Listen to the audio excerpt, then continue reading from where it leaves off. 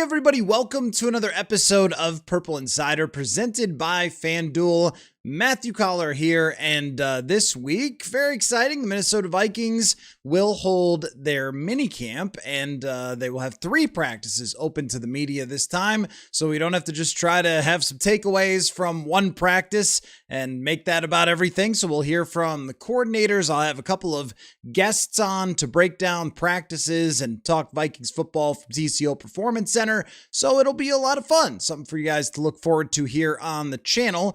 Tyler Dunn is expected to be in town, so we're going to have him on, Emily Liker from the Star Tribune, and of course Dane Mizutani. So a lot going on as the Vikings get into minicamp, and of course we'll have questions for Brian Flores about his new look defense. This will be the second time we talked to him this offseason. We also chatted with him after they drafted Caleb Banks, but we'll have, a little more of a broad conversation and so forth. And Matt Daniels will have his first chance to talk punting competition. So I'm definitely looking forward to that, as well as with minicamp.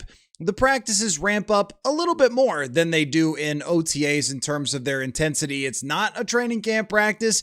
It's not crazy. There's no hitting. Cornerbacks are not smacking the wide receivers or anything. The guys in the trenches are not going to battle. But you can get a little bit more of a flavor of the team during minicamp. So I'll be looking forward to that.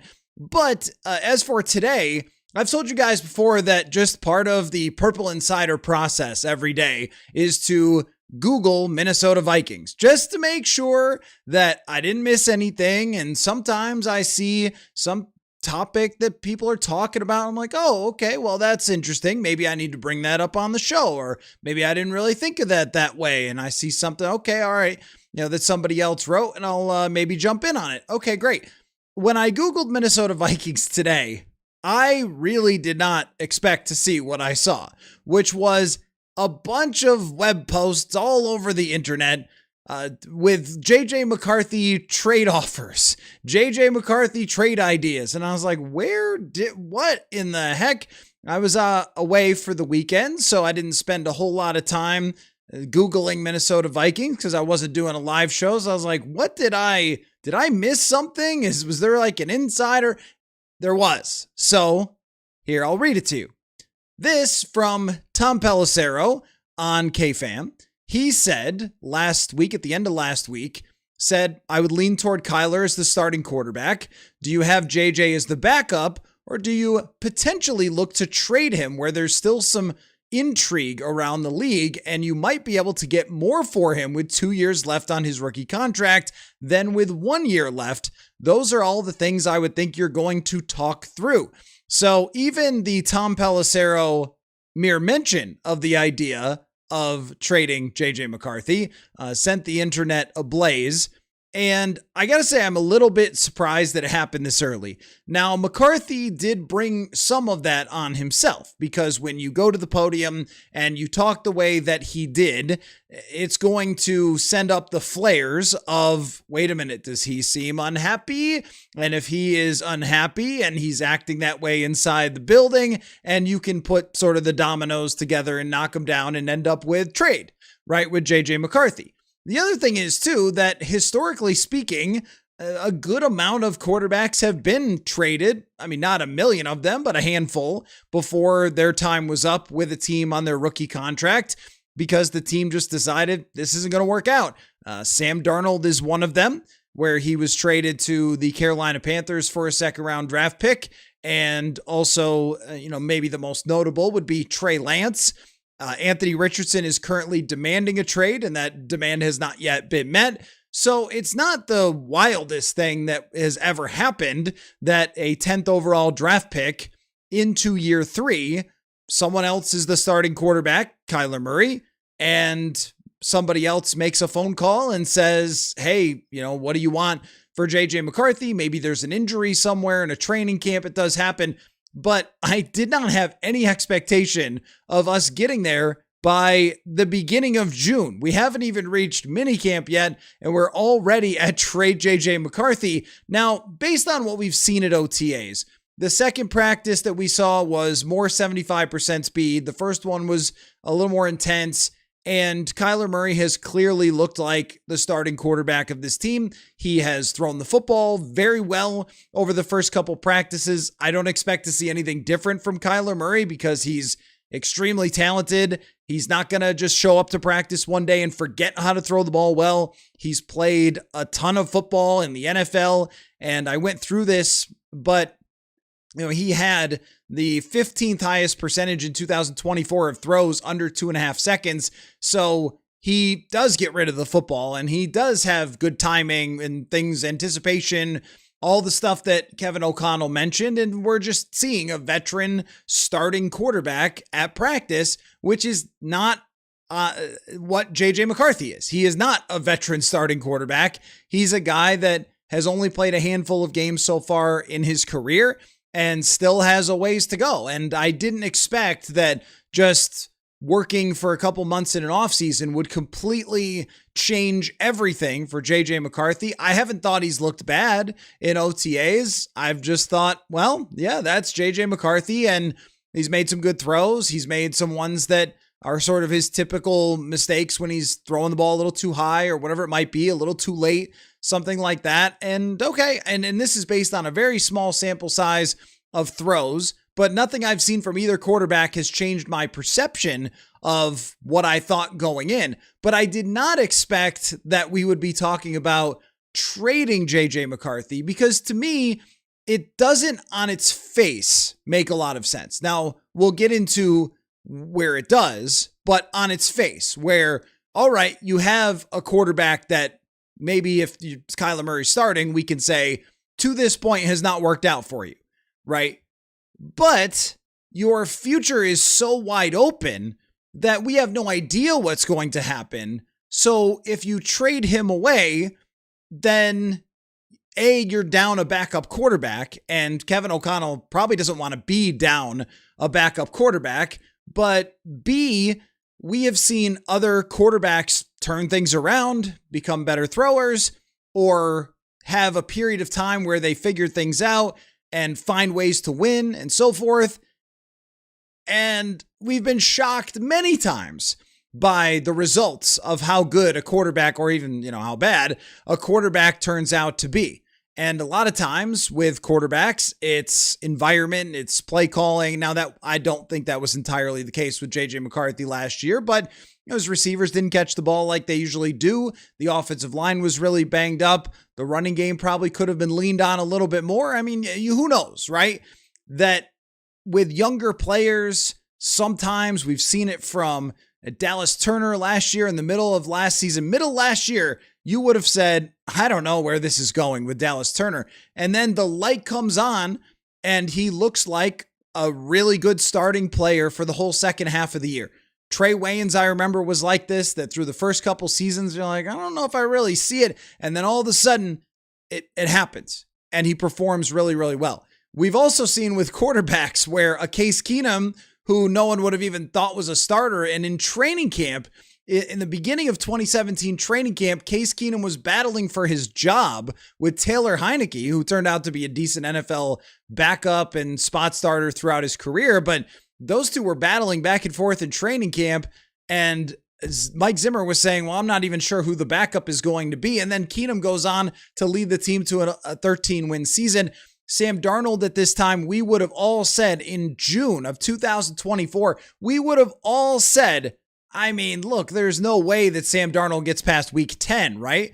I remember this, doing predictions and talking about how, well, I think it was after the bye week, they're going to come back from overseas or whatever. We were doing some calculation about when the right time to play JJ McCarthy was going to be at this time in 2024. And then Sam Darnold not only wins 14 games, but wins the Super Bowl for the Seahawks the following season. This is how unpredictable quarterback play is, and I've probably told it a bunch of times on the show, but one of my favorites for this, like, nobody knows nothing when it comes to quarterbacks, is that Philadelphia was trying to trade for Russell Wilson, and then they ended up with Jalen Hurts winning a Super Bowl for them. So, and that was when he was in Seattle. I mean, like, who can ever predict, right? So I would have thought that there would have been a little more time before we got to this point of having conversations, not just random bloggers on the internet or whatever, but actually someone like Tom Pelissero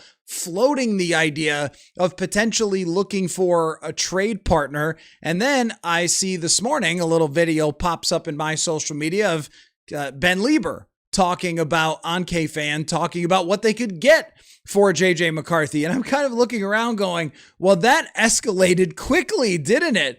All the way from, hey, a couple of practices where Kyler Murray is the better quarterback and an unexpectedly terse press conference.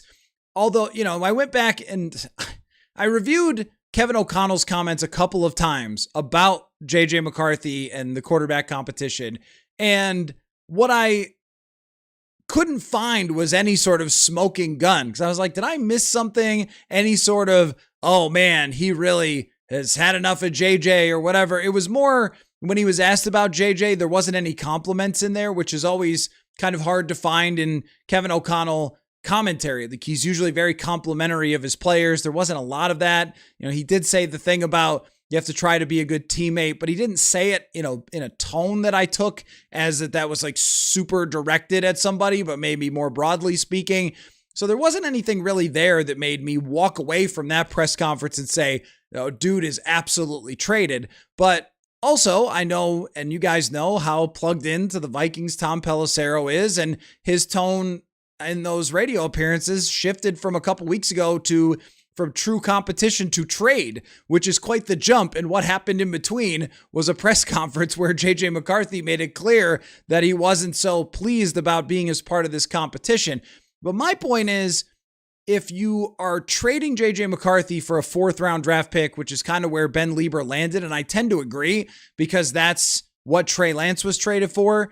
If you're trading him away right now, that means, and this is the scenario where you would do it, is you just don't even want the guy in the building. Like, you're not only frustrated with him, but you think he's just sort of impeding progress, and you would rather just have Carson Wentz, Max Brosmer, and Cooper Rush, who is on speed dial for the Vikings, I guess. You'd rather just have that as your quarterback room than have somebody around who is going to be deeply unhappy, or that, you feel like is just sort of getting in the way and is frustrated or whatever else. And you just say, you know what, why don't you go be somebody else's problem? That seems like a far way to go. I mean, McCarthy said he's on one side of the room, I'm on the other side.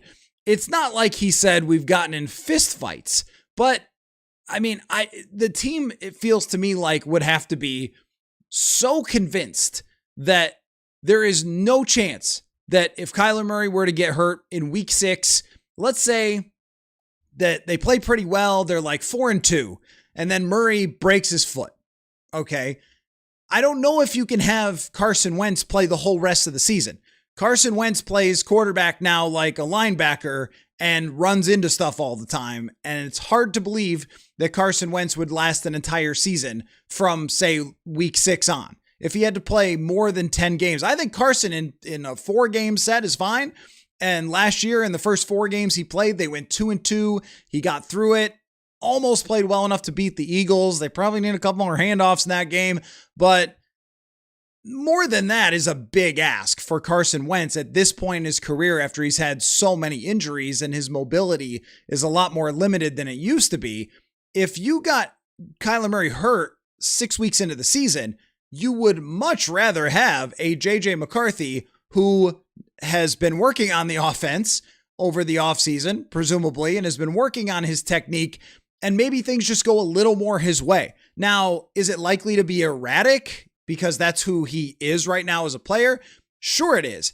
But if you reduce the erratic nature from like an 11 out of 10, which it was last year, to a 6 out of 10, and he plays a little more in control, like the game against the Dallas Cowboys. I know that they didn't have a good defense, but it happened. It was an NFL team. It was on prime time. He played pretty well in that game.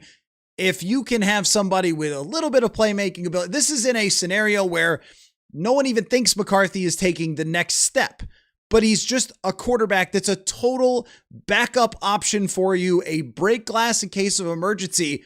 The Arizona Cardinals have numerous times during Kyler Murray's career needed their backup quarterback. In 2021, Colt McCoy played 3 games. 2022, he tore his ACL. 2023, he was coming back from the ACL, played the whole season in 2024, and then last year plays 5 games. Likely could have come back if the Cardinals were not tanking the season, but still, I mean, would have missed a pretty decent chunk of time. So that's, how many seasons did I name? 4 different seasons where the backup quarterback has been necessary. Is that worth getting? I mean, look, if someone was giving you a high draft pick, a 2nd round draft pick, then we're having a different conversation maybe. But if we're talking about the price that Ben Leber floated, a 4th round draft pick, that is a bit of a hard sell for me, just because your entire season can completely come apart. Now, some of you might say that that would be a good thing because that would help them where they were drafting. And yeah, I can't really fight you on that because that is absolutely true. And if Murray gets hurt again after 6 games, you're not paying him a huge salary the following season. And then you're just drafting somewhere high. So yes, I mean, would it ultimately be like not that bad to trade away all the pieces at the deadline? But you could at very least just see in real time, not a training camp practice, which we know doesn't always tell us all the information. You could at very least see in real time how far JJ McCarthy has come, and maybe there is a reclamation. Maybe there is a turnaround. I would leave the door open enough. That doesn't even mean he has to be the franchise quarterback, but could you even just go into 2027 with some thought? That's why I mean, in order to make a trade, you would have to feel internally like this relationship between O'Connell and McCarthy is toast, and Nolan Teasley has no belief in the guy anyway, doesn't care, it wasn't his draft pick. Sure, just go ahead and move on. And not only that, you would also have to have another option that you had confidence in case of emergency where Kyler Murray gets hurt. It is totally fair, but not the way they think, to say, well, who cares if Kyler Murray gets hurt? Remember what I used to say, which is we don't talk about backup quarterbacks too much during training camp because if Kirk Cousins goes down, you're screwed, and we don't talk about screwed on the show. So there is that. And if that's part of their thinking, then I respect it. It's probably not, though, since the Wilfs are an ownership that wants you to fight to the very last death, right? So I think that for me, trading JJ McCarthy right now, even if you're doing it for Anthony Richardson, which I could, I guess, understand a little bit more, but if you were trading, let's just stick to this scenario first where they're just trading him for a draft pick. Trading JJ McCarthy for a day 3 draft pick, of which I'm not sure of the last 4th round draft pick that the Vikings have even had success with, and maybe Teasley will turn that around, but trading him for a draft pick now is probably not worth it. And if they do, then it will just tell you that from him personally, it's not a good situation. It's a toxic situation, and they don't really want him in the quarterback room because the rest of it doesn't make a ton of sense. You can win some games with JJ McCarthy. You can probably go 500, and that's even the version we saw last year because we did see stretches and we did see some good moments, and it wasn't all terrible, even if the final statistics were not very good at all, but it was good enough to win a game against Detroit. It was good enough to win a game against Dallas. And even from just putting a microscope on 2026, that could help you get through 4 games if Kyler Murray was out, is just to have someone who can win 2 of them. And that's if he only plays like he did last year. And you still have to leave the door somewhat open for a guy who's only started 10 games and has only thrown less than 1,000 passes so far since high school, that there's some chance that he could come in and start to turn a corner and make things interesting for the year 2027 at the quarterback position.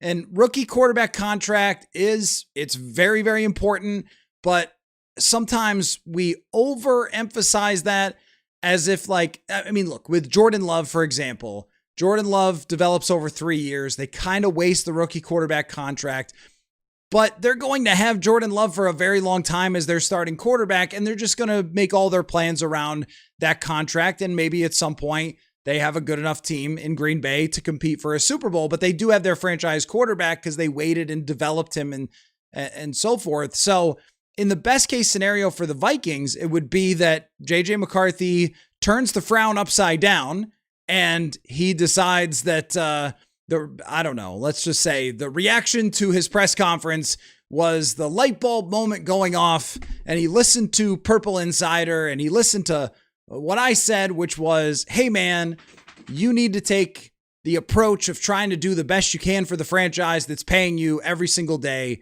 and you need to take advantage of being behind a veteran quarterback. And if maybe in some world where he does that, then when he gets a chance again, which he probably will with Kyler Murray and his injury history, then we might see a little bit of a different JJ McCarthy and maybe even a step forward. Leaving that door open is where I would be right now, but I don't know what he actually is like in the quarterback room. I don't know what his conversations with Kevin O'Connell are actually like, or with his teammates or anything else. What is all of that actually like? To me, he's looked totally fine with his teammates. It looks pretty normal to me. A lot of dapping. You know, like, I don't know, they don't have to kiss each other on the mouth, but like they look like they're just being NFL teammates to me. I mean, I haven't seen Fight Club break out or whatever between McCarthy and everyone. I don't know. Like, it's unless he is just somebody that they need to get out. Like, it's one of those reality shows where, you know, they're voting people off and they form their alliances, but somebody is just too annoying and they have to vote them out.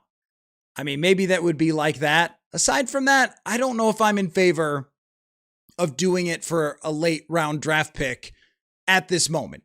I mean, now look, if he had a couple of great preseason games and then all of a sudden, if Teasley wasn't in on the idea of waiting and seeing and somebody gets a quarterback hurt and it's a second round draft pick, that's a different story.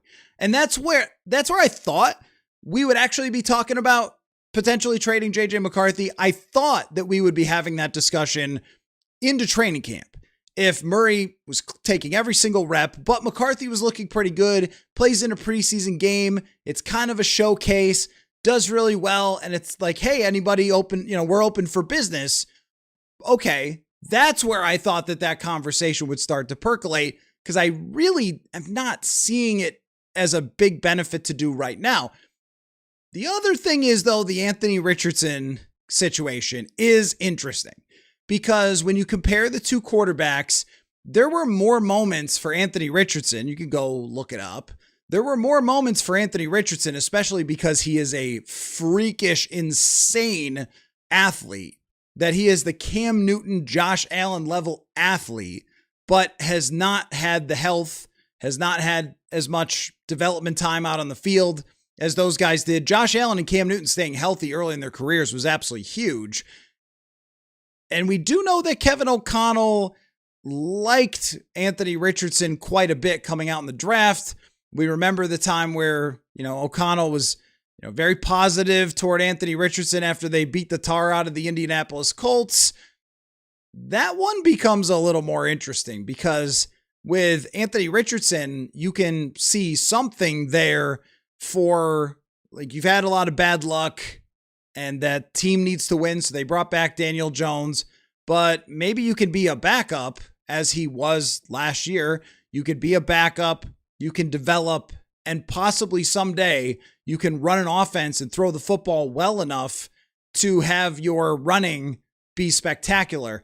Now, at this juncture, it's not likely for either quarterback, really. I mean, when you get to this point, usually quarterbacks by year 3 have already shown something to make you think, all right, that guy, you know, can really make it as an NFL starting quarterback.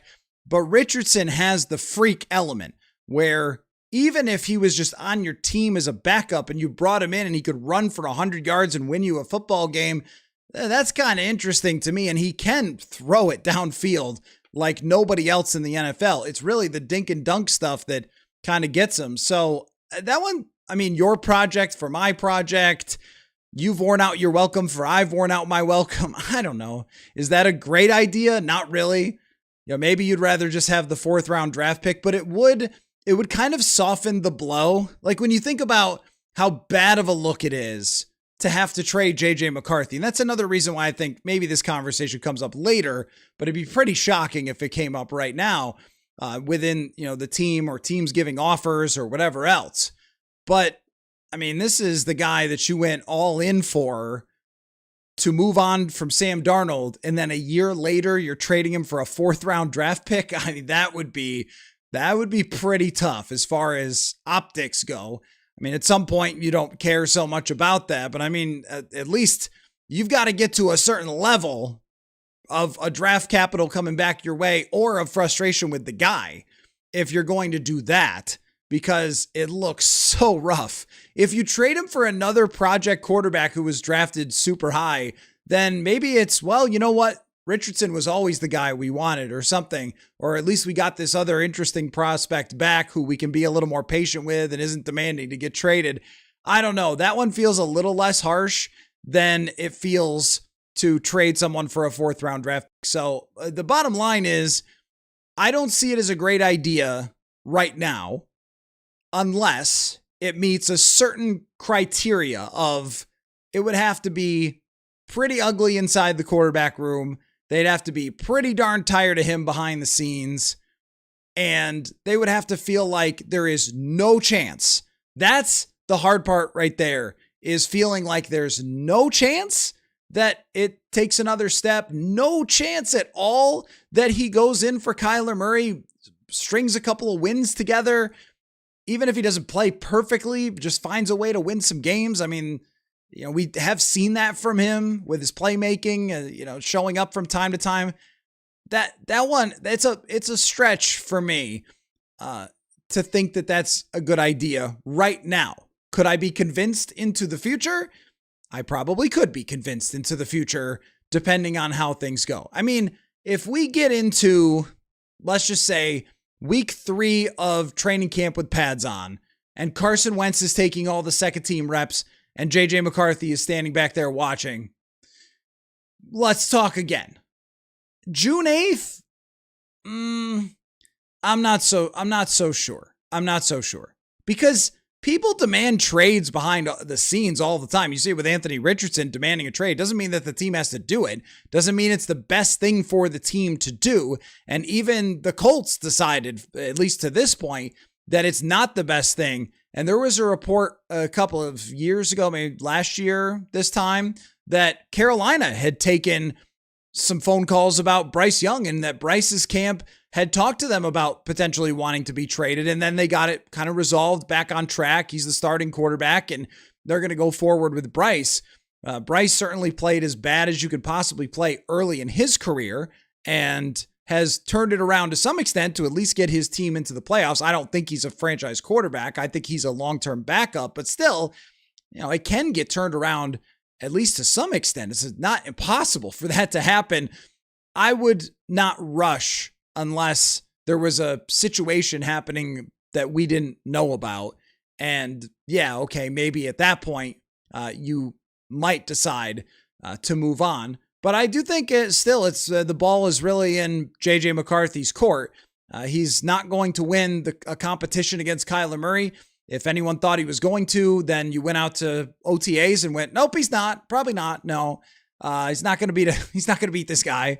Not right now. Eventually, at some point in his career, over a couple of more years, as we've seen from Ryan Tannehill, as we've seen from Geno Smith, yes, you can improve and you can get better and you can become a starting quarterback again. It's happened all sorts of times historically. Sam Darnold is one of them.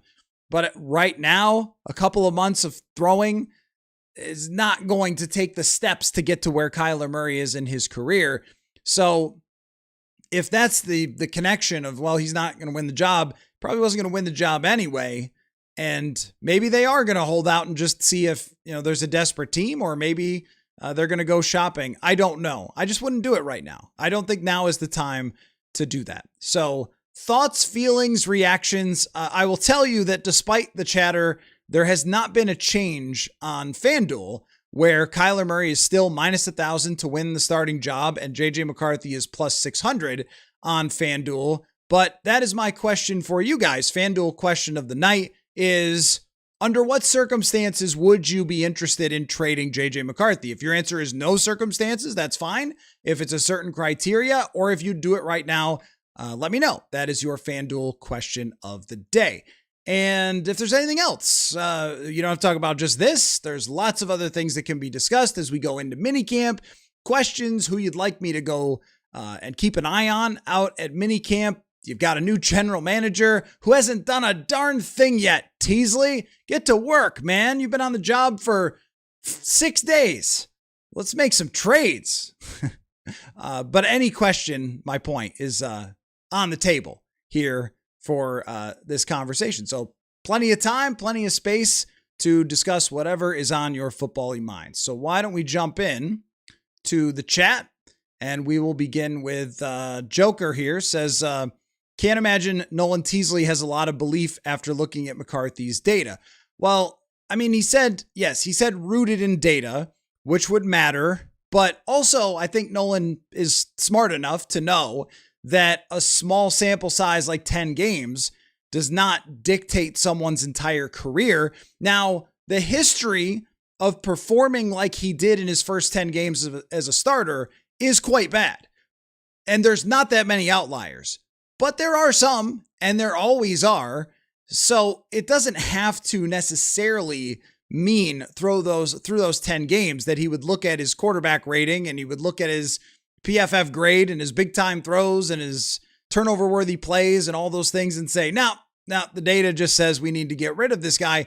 If you're Nolan Teasley, I think what you're doing is you're starting to form the bond with Kevin O'Connell right away. Like, what a great way to do it over the quarterback situation, because we know this. The thing that will determine the fate of Nolan Teasley and Kevin O'Connell is what happens next at quarterback. That's the reality. If JJ McCarthy or Kyler Murray or Carson Wentz or Max Brosmer, whoever, if they can't get the job done in 2026, there will be a lot of heat on Kevin O'Connell. And Nolan Teasley will be in a position to make a change there if they can't get the job done. And then whatever they do from that point, because I don't think that if this team fails, you want to just blow out Kevin O'Connell. I think you'd love to have him and Teasley and Flores for a long time in Minnesota. Also, we saw that situation in Cleveland where they hired Todd Monken and then he comes in and fires Jim Schwartz. You don't want Brian Flores gone from this team. You definitely need Flores. So if they're a package deal with him and Kevin O'Connell, that would be probably an important factor to weigh into how hot the seat, you're going to say it is. But there's pressure. There is a lot of pressure. And if you fail again at the quarterback position and Sam Darnold is, in the playoffs again, not a great situation to be in. But you'd rather them have a quarterback decision together before you know whether they're going to be a pairing long-term or not. Get a quarterback decision made for 2027. You're drafting someone. It's Murray. You're extending Murray. You're making that choice together. See how you both interact together and make a choice and whether you can be successful. Because we know when you go back in the past, when they let Darnold go and it was a catastrophic mistake, fingers pointed, the relationship there strained, who knows, right? Of what happened when Darnold actually left. But you can put that all in the past with a new general manager working with Kevin O'Connell to find or to keep the next quarterback here. So you want Nolan Teasley, and this is where trading him doesn't seem like quite the right idea at this moment. Nolan Teasley just got here. He's going to walk in the door and be like, okay, traded. I mean, wouldn't you, if I was taking over as the GM, if I'm in Nolan Teasley's, if I'm in his shoes, I would want to see a training camp.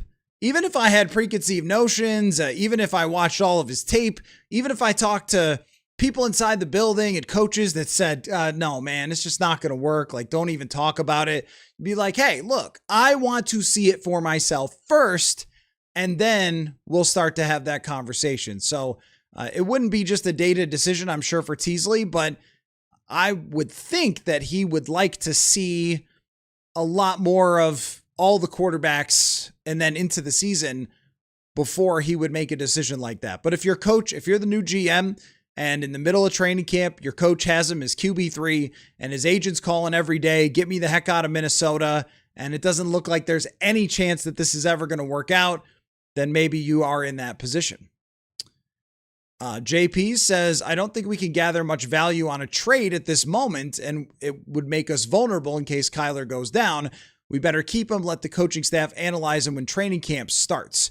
I agree with that, that why not let it play out into training camp? Because somebody somewhere will either get their quarterback hurt or they will be deeply unhappy with their quarterback situation and start looking around for any possible answer. I am looking at you, Arizona Cardinals. Jacoby Brissett, I guess, has showed up at minicamp after his incredibly unsuccessful holdout during OTAs. Maybe they'll give him a little more cash. I don't know. But you got Jacoby Brissett and Gardner Minshew as your two quarterbacks in Arizona. Wouldn't it make sense for Arizona to trade for JJ McCarthy just to roll the dice, just to see if you could get something out of it there? This happens all the time in the NFL, where a team that is downtrodden, and that was Carolina, trades for somebody else's quarterback just to take a shot at it. Ryan Tannehill ends up, did he sign? I don't know if it was a trade. I think he signed with Tennessee, but you're just going to, I don't know, the guy was a first round draft pick. Let's just take a shot at it and see what happens. So all the time. But to your point, can you get much back right now? I mean, if Ben Leber is right, which I tend to agree with him about a 4th round draft pick coming back, that's not as good as you might get if someone is desperate to try to get an answer at quarterback, get their fans excited about anything. That's in the case that you really want to do it. But imagine the other case guys get hurt at training camp sometimes. I don't know, not quarterbacks usually, but imagine a world where, Kyler, hits his hand on somebody's helmet and he's out for 6 weeks with a broken wrist or something. Are you going to start Carson Wentz the first 6 weeks of the 2026 Roger Goodell National Football League season? No. Would that? I don't think so. I don't think that would net you a whole heck of a lot of wins. You got to face Green Bay. You got to face Chicago. You got to go to Tampa Bay. You'd want the more talented person at this point in their career, the better playmaker, to be in there. So it would feel like you were kind of taking your life in your hands in 2026. That's why I just don't feel like this fits. Even if there's tension, even if there's some unhappiness, I think people might have to get over that because it doesn't really make a lot of sense, I guess, unless you're doing it for Richardson. Moral says McCarthy being sore like Ryan Mallett or Marcus Mariota. They no-showed after they were told they lost the starting job. Oh, yeah, that's right. Yeah, Marcus Mariota on the Netflix documentary. He just checked out after he was benched. Yeah, that would be the case where you would want to do it.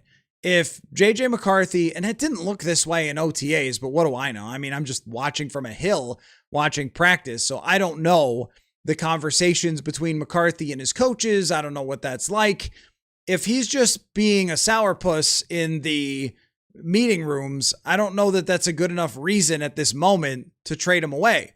If he's being toxic inside the building and frustrating and isn't being a good teammate and he's checked out and doesn't care if he gets the offense right and is just dropping back and just willy-nilly throwing the ball, whatever. Okay, yeah, that's a lot different. If he's not even trying and he's just checked out and isn't giving any effort and is essentially just tanking, trying to get traded, okay, then you're in a position where you would feel like you had to do it. So, right, if that was the case, then maybe you would have to make that trade. Joker says, I don't think McCarthy has the wrong mentality. I think it's just not ideal, too performative. I've never wanted to really use that word when it comes to him because I don't really know. I think that people do change under circumstances. When you're the starting quarterback and you're going to the podium each week and everybody's asking you the questions about the next opponent and if you won a game, before, you're going to be pretty excited. And then if those questions significantly change to all of a sudden it's, hey, what do you think of this other quarterback? I was watching this video one time just to show you how athletes are.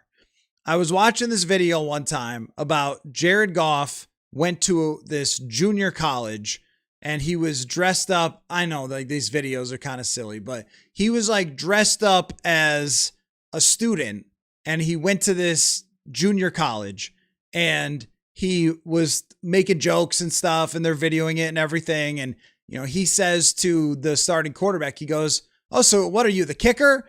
And he's like, "No, I'm the starting quarterback, bro." And then they're like interviewing the guy, and he's like, "Yeah, this new kid, I mean, I don't care. I'm going to beat him out, whatever." And Jared Goff throws like 2 passes, and of course everyone loses their mind. Like, what the heck was that? Because it's an NFL starting quarterback. The point is that even in some random junior college that they shot this prank video with Jared Goff, the starting quarterback was pretty salty about the idea of somebody else coming in as taking his job. I mean, at your local high school, if it happens, the kid's not going to be happy. And in the NFL, he has to be more professional because it is a profession. And that press conference wasn't the most professional from a starting quarterback that you're ever going to see. But no one's going to be pumped about it. So I don't know if what we were looking at was a preconceived, I'm going to show everybody how mad I am or whatever else, or if JJ McCarthy just wears his emotions on his sleeve, which is kind of the way that I viewed it, because even when he's out there, scoring touchdowns or throwing interceptions, you could see a massive difference in the body language and just how he acted during those games when he was struggling versus when he was succeeding. And I thought one of the main issues for him last year was this thing is so intense. The reason why players talk about one day at a time is not just as a blow off. I mean, sometimes it is for answers, but the reason they talk about it is Kirk used to do this whole thing. He was like a bit. He would be like, "Well, I'm just trying to go to this meeting and have this lunch and go out for this walkthrough," and be like, But that's how you really have to think. And it's like, this possession, it didn't work out, shake it off, go back. And that was easy to do when he was in training camp. That was easy to do when he was in preseason. It's not easy to do when everybody in the entire world is looking at you, when the crowd is booing and everything else. So, it could be the same thing here where it's really, really hard to have somebody else with Kyler's resume be brought in to take your place. And rather than cover that up, he was just showing raw emotion. And like, I wouldn't consider that to be toxic. I would have advised him to do it a different way, that you can be as mad as you want behind the scenes, but what you're not trying to do for the ball club here is start a thing where everyone's asking if you're going to get traded and everything else, and create a distraction and make it all about you and everything. And like, no one likes that, especially in the summer where it's supposed to be pretty relaxed and everybody's getting to know each other, and you create this uncomfortable situation. It's not what anyone's going to look for, but also, he didn't commit a homicide. Like, it wasn't the end of the world here, right? So, I mean, I think that things like that, you call it performative. I would say it's wearing the emotions on his sleeve. But either way, that's not really the way it's done in the NFL. That if you're a superstar starting quarterback like Baker Mayfield, who's been in the playoffs and has thrown for 4,300, 4,500 yards in a season, and you walk up to the podium and you talk your stuff, okay, it's a little bit different. But even most of the starting quarterbacks don't act like that. Like, they try as best they can to remain even keeled because they know they're the front door of the franchise. They know they are a voice to the fans, and usually doing stuff like that, saying basically, "Yeah, don't talk to me, Kyler Murray," doesn't really send the right message. But I don't think it's like a tradable offense unless he's bringing that to behind the scenes. And Kevin O'Connell did call it professional when he talked about how the quarterback room had been so far. Purple Kool-Aid, whether or not you believe JJ is worthy of being a starter, it's not a good look when your head coach is behaving this way toward your first round quarterback. That is absolutely true. Even since the middle end of last year, we started to add up. We started to create like a whole Excel sheet, basically, of different comments that really were pointing in the wrong direction for JJ McCarthy. And we can remember the celebration into the end zone. They won the game, and McCarthy, it was the first time that I felt like he drove a victory against the Dallas Cowboys. I thought it was an exciting moment for him. And Kevin O'Connell, comes out and basically points out, yeah, like, he's not being coachable. And it's like, oh, okay, well, Seems like they were excited about the win, but it seems like you didn't have to tell us that, but you wanted us to know that he had done that. And then the whole thing about coming to the sideline, and then you have to at least try to be a good teammate. I mean, at some point we've added up enough comments. And then, as I always say, you judge by what they do and not by what they say. What I didn't know for sure, because we never really know, what I didn't know for sure coming into this offseason was, do they want a starting quarterback to take JJ McCarthy's place, or do they want competition to push him? And if they had brought back Kirk, if they had gotten Geno Smith, and a handful of other potential quarterbacks, Russell Wilson, who just retired, if they had done that, then I would have said, okay, well, there's belief. But when they went for Kyler Murray, it's like, well, I mean, it really says everything. It's adding the quotes that you're talking about, along with the move of getting Kyler Murray, pretty much said all we needed to know. And the rest becomes just conversation after that. But the move is everything that you really needed to know about where they were standing as a franchise with the JJ McCarthy situation. Purple Kool-Aid says all for the best for the franchise, but JJ didn't get a good opportunity last year with our banged up roster, and him banged up himself. Had some good games at the end of the year. You're right about that opportunity wise, there were some things that were not perfect for him. But also, if you look at the NFL, and I was just looking at this yesterday, so I wrote a story at purpleinsider.football. Please go sign up. And I actually made it open for everyone. So go check it out, purpleinsider.football. So I wrote this story about the difference between the Seattle Seahawks offense and the Minnesota Vikings offense. Seattle had a stretch without their tackle. They had a stretch without their starting center. And this wasn't really the main point of the article, but just in going through their season, you notice these things. As a starting quarterback in the NFL, look at Darnold in 2024. He had Cam Robinson starting. They benched Ed Ingram. You have to go through these things. And let's not forget that JJ McCarthy's wide receivers were healthy for the entire time. So he had Jordan Addison, Justin Jefferson, TJ Hawkinson. It was not the worst circumstances in the NFL, and they couldn't run the offense successfully. They also had a better running game than people would give them credit for, but Jordan Mason averaged 4.8 yards per carry. So I don't think that it was such a bad situation where you would say, oh my gosh, he had no chance to make that work. It was not the most favorable that they've ever had, and Addison dropped more passes than you'd expect, and Justin School did allow quick pressures. But these are things that happen all the time. I was just talking about Baker Mayfield. Baker Mayfield was playing with a center at like left tackle or something last year because they had so many injuries. A lot of teams have to deal with it throughout the course of a season. You hope it's not your team, because that's a path to the Super Bowl, is staying healthy.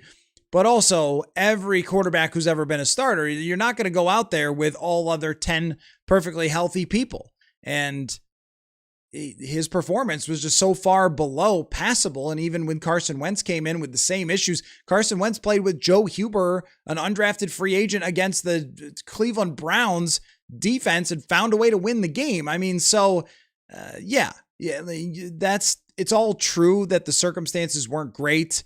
And when it comes to, those things, they could be factored if you wanted to give him more time. So if you're saying, hey, they should give JJ McCarthy more time, that's a rational way of looking at it. If you're saying, hey, look, the circumstances were really rough last year, he clearly was not ready for this, and some stuff went wrong, and everybody got, reacted like we do to the smallest sample size, I'd like to see more. That's a rational opinion. If that's what you're saying, I think that's pretty rational. Joker, when will JJ McCarthy be good enough to win a Super Bowl? And can you wait that long? Can you wait 2 more years, 5 more years? I think he'll never be good enough. So trade him. It's delusional to think he's ready now. So that is where the rookie quarterback contract comes into play.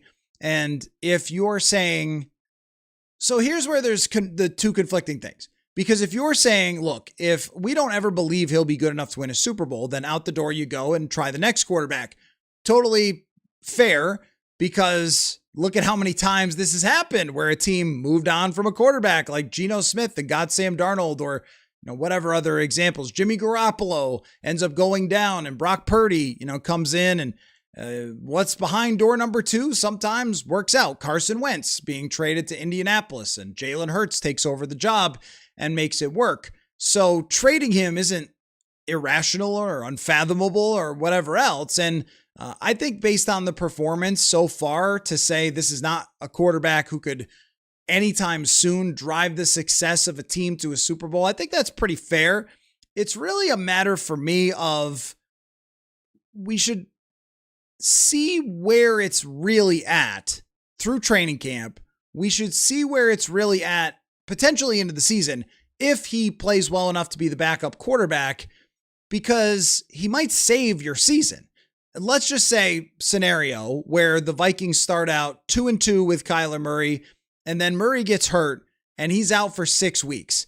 Well, if you bring in Carson Wentz, and I like the way Wentz played last year mostly. I mean, the Chargers game was just an utter disaster from the first kickoff, but put that one aside, those 2 games, that's backup quarterback caliber play. You win a couple of them, you grind them out, you get the ball to Jefferson, do the best you can. Okay. So let's say though that they need 6 weeks of play. So you put in JJ McCarthy and he wins 4 games. It's not beautiful. He grinds it out, whatever.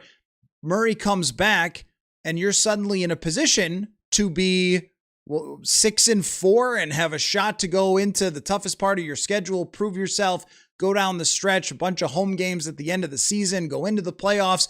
I mean, this happens a lot through NFL history where a backup quarterback saves a season with a win or 2. How about, to make a Viking connection, how about the time Matt Moore got the Kansas City Chiefs home field advantage throughout the playoffs?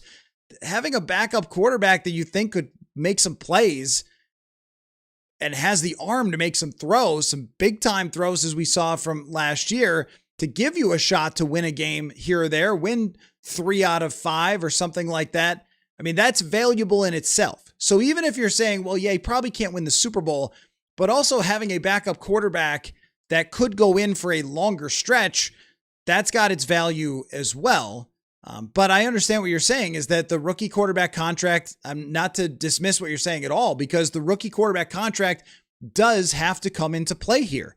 You do have to decide when it comes to 2 years from now, what you're doing now. You can, you're going to 5th year option, and you can franchise tag after that if you really needed to, or if things turned around so much to the point you loved them, you'd be just signing an extension. Everyone would forget that any of this uncomfortableness ever happened.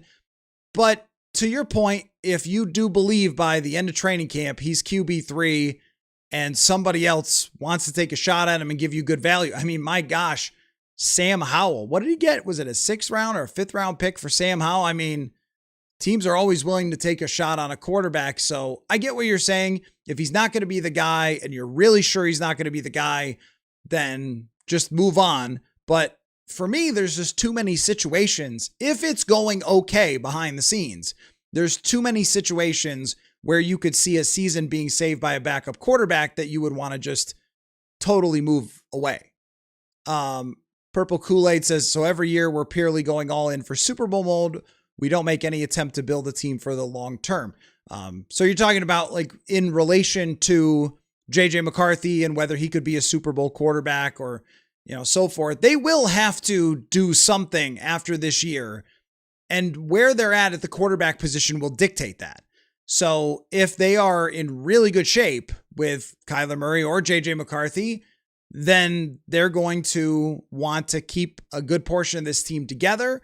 They're going to want to potentially make a big trade or a big free agent signing, as opposed to taking it down, getting as much draft capital as you possibly can, and then building it up.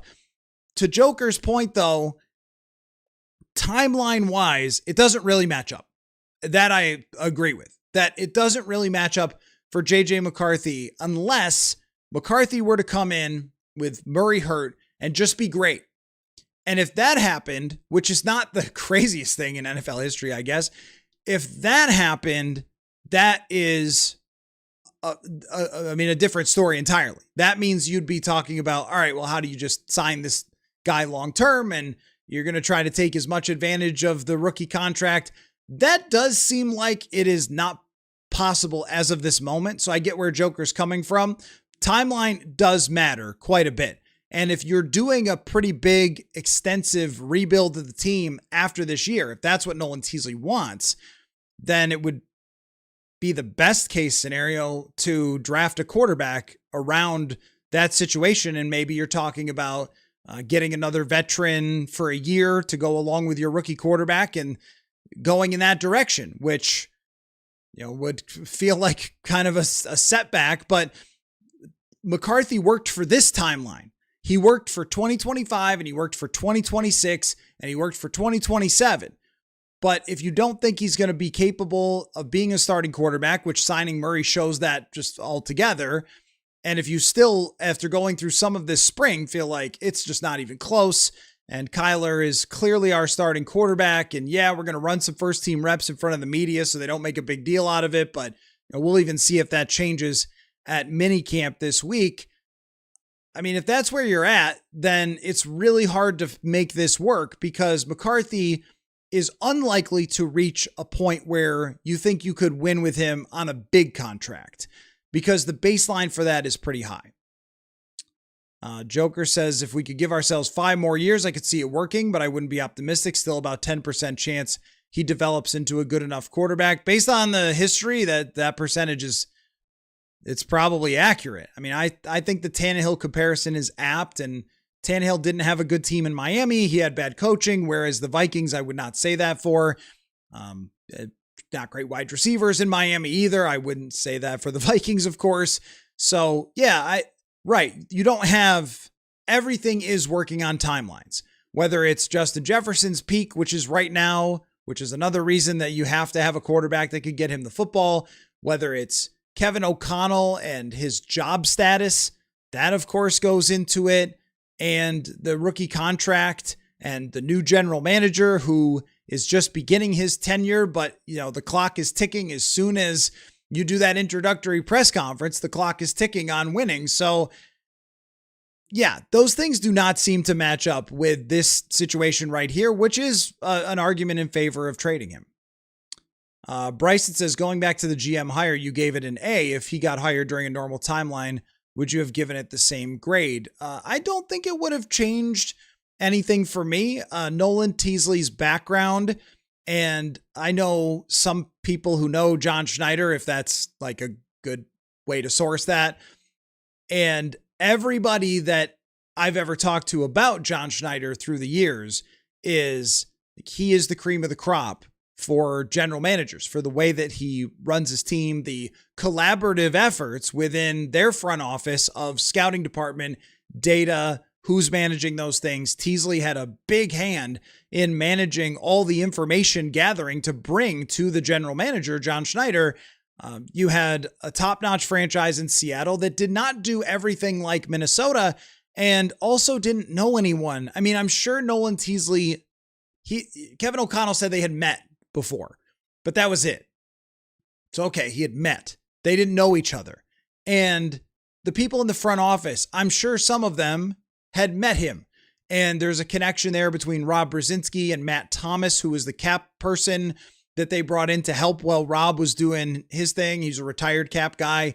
And Matt Thomas was from Seattle and he would know Nolan Teasley, but there's no real, like, he was in the building connections.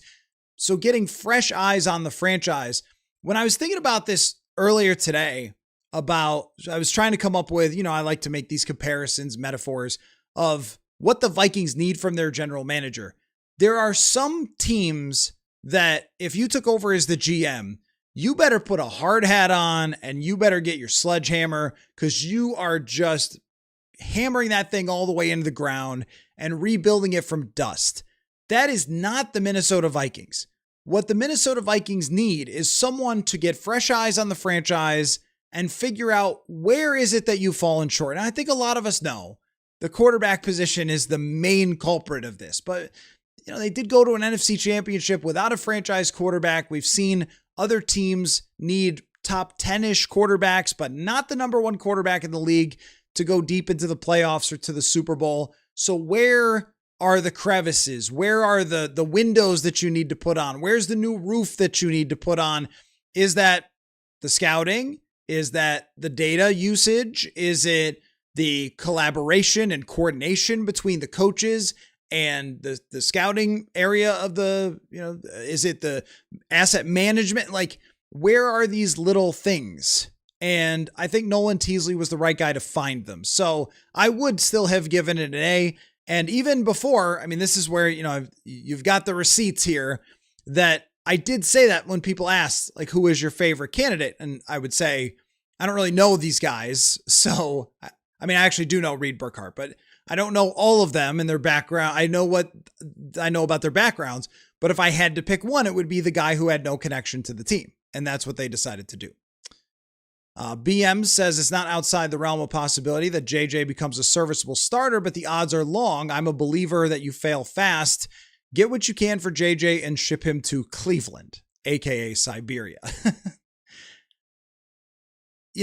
As someone who tries to put together as much research as I possibly can, there's conflicting parts of me when it comes to the quarterback thing, because we were here for Sam Darnold, but Sam Darnold is a pretty major outlier, even as a top 3 draft pick. Top 3 draft picks, top 5 draft picks have turned it around a number of times. Top 10 draft picks have turned it around a number of times. I would even toss Daniel Jones in there, like a failed quarterback, did win a playoff game, but a failed quarterback who then ends up going somewhere else, finding himself. Okay. But outside of the top 10, it doesn't happen very often. I mean, if I said, hey, I'm going to give you 30 seconds, you can't look at the internet or ask AI, and you have to tell me all the quarterbacks who were drafted between number 10 and the end of the second round who failed in their first location and then had a lot of success in their second location, you wouldn't do very well because there aren't many. And that does guide my thinking. Through 10 starts, performances like this have not equated to very much success unless you're a top 3, top 5 pick. And the reason for that is because your team is probably freaking awful if you're drafted at the top and then you see, big jumps forward from those players sometimes. Also, you're sticking with those guys a lot longer. So the history is pretty clear, but also there are enough instances of quarterbacks finding themselves a little later on. And there's also enough instances of quarterbacks saving seasons. That's influential to me as well on the wait and see approach, being my opinion, because there are enough times through a season where, like I mentioned about the Matt Moore thing, Patrick Mahomes gets hurt, Matt Moore comes in, wins a game against the Vikings. That's the difference for them getting home field. It might be the difference to win one of those games to get you into the playoffs. And as much as I respect Carson Wentz, which is a ton, for how tough he was last year, how he came right in, learned the offense. It was, and the role that he's taken on in the NFL as a journeyman backup quarterback after being at the top of the mountain early in his career. A lot of respect there. But I mean, JJ McCarthy probably does, in an ideal world, if he takes any step forward, give you a better chance over a longer period of time. I think if they each had 2 games, maybe you'd trust Carson Wentz's veteran savvy, but if you have 4, 5, 6, it's just hard to see Wentz holding up over a long period of time.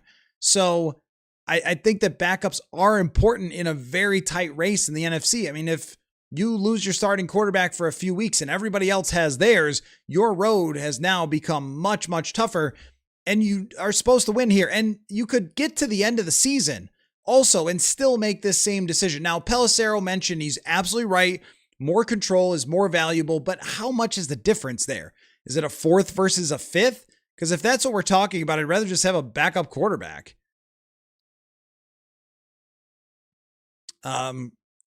Contra Paston, as a Lions fan, I'd toss a 2027 4th and 2028 5th for JJ. Brad Holmes would trade him for someone I like less anyway. Okay. I didn't know you guys were down on Brad Holmes. I guess maybe, now that the Lions have been good, that's what we should always. Hey, I thank you for popping in, Lions fan. I would love to have other fan bases pop in and give their commentary. I would love that. So if your friends like other teams, tell them to jump in to the comments section And if they want to heckle a little, that's fine. But, with stuff like that, that's interesting. Isn't Teddy the backup for, that's not a great situation. Teddy, of course, everyone respects Teddy Bridgewater, but that's another situation where you couldn't play multiple years for. And even if he was a backup, you get a better backup quarterback. Matt says the trade only really makes sense to me if the relationship has gone south. His best chance to succeed is still with the Vikings, and they're not going to get much for him.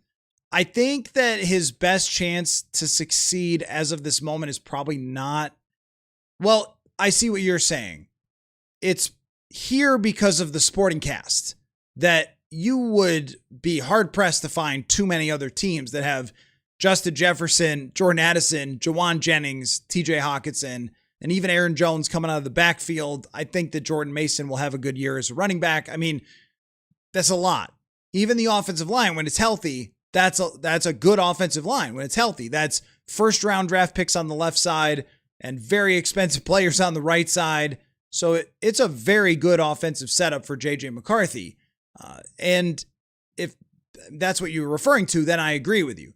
In terms of the odds that if you told me I'm from the future, JJ McCarthy eventually makes it, do you think he makes it with the Vikings? I would say no.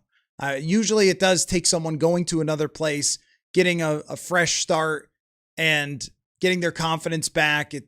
When you draft someone and it goes sideways, it's always pretty sour between the two sides. The team is frustrated that they spent the draft capital and the player feels like the team let them down or gave up on them or whatever else. And so it usually requires a new start. So that's why I kind of hesitated there. Joker, even if McCarthy was taking reps, he still couldn't beat out Murray because Murray's biggest issue is facing pressure from real defenders.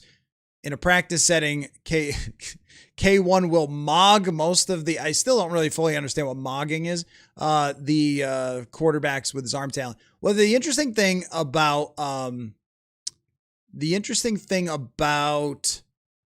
the pressure with Kyler Murray is that some years, yes, he's had a lot of problems with it, and other years he's been fantastic against it. It's odd.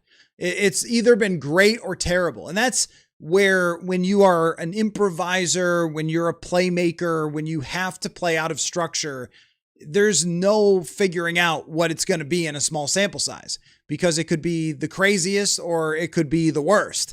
This is a little bit of Patrick Mahomes is such an animal over his career because he's one of the only quarterbacks in history who's been a playmaker, but also been consistent in doing so.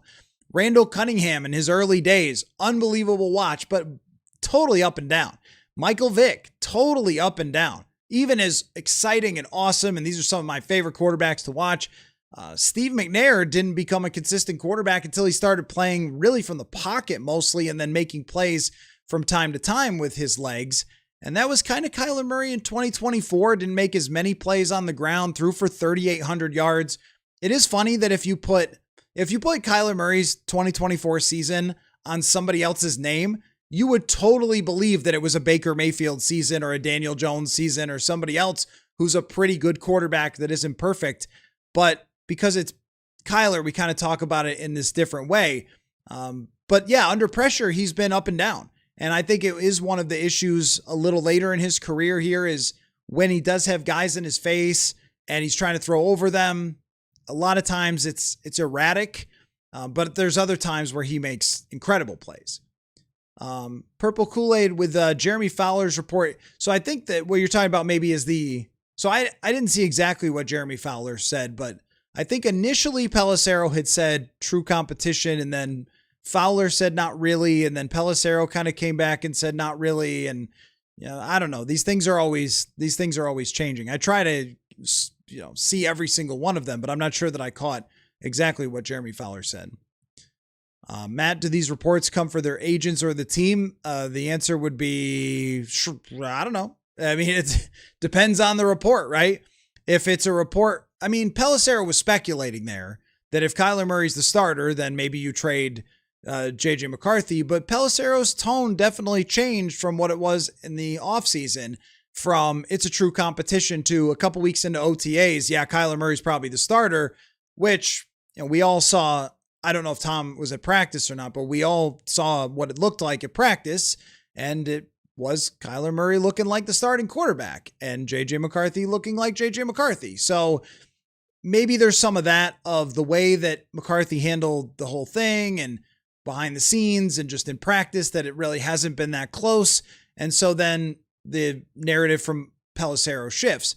But I do know that Tom is been around for a really long time in Minnesota and has made a lot of great connections here. And when he talks about the team, he's probably doing it from a perspective of being pretty informed.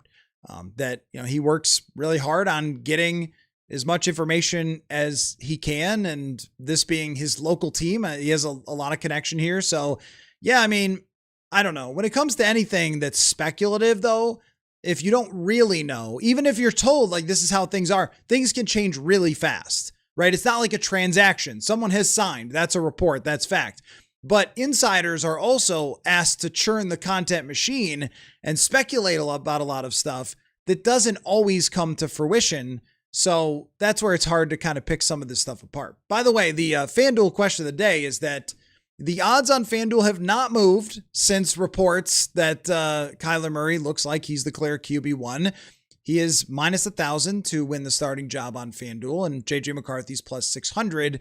But under what circumstances would you want the Vikings to seek trade options for JJ McCarthy, or would you not at all? That's the FanDuel question of the day.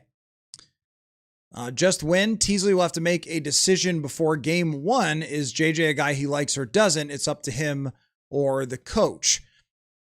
I don't think that he has to. I mean, McCarthy is under contract, so he can wait and see throughout the season. It would be better if he had a sort of final idea, watch through training camp, you get to the end of the year, you assess everyone, and McCarthy is in that conversation of, all right, are we sticking with him or are we not sticking with him? If you're Nolan Teasley for this moment, because this is going to be a process for him. This is not going to be just come in, all right, I know every single player inside and out, and I'm just making calls, I'm just calling shots, and that's Teasley's here. Like I don't think that's how you'd want to do it. If you're the new general manager and you're trying to think long-term about your quarterback position, it's always favorable to have more options than less. So you might want to be a little patient when it comes to JJ McCarthy and just see how this all plays out, rather than pulling the parachute now based on a very, very small sample that Nolan Teasley has had his eyes on. But also, the head coach has to believe in the quarterback. I don't know about you, but I haven't exactly gotten the sense that there's a lot of belief there since, like the middle of last season. And then it's not like there's been any indication that there's a lot of belief there right now, whether it's when he just talked to us or whether it's making that move or whatever else. If you're a general manager, you have to have that as a major, major factor of how much belief there is from the head coach about the quarterback. Nick says the Vikings move on from McCarthy and Kyler plays good, not great. What do you think the chances are of them being very aggressive in next year's draft for a top quarterback? I think that's exactly what they would do. I think what they would do is if Kyler plays good, not great, they would say, thanks for the memories.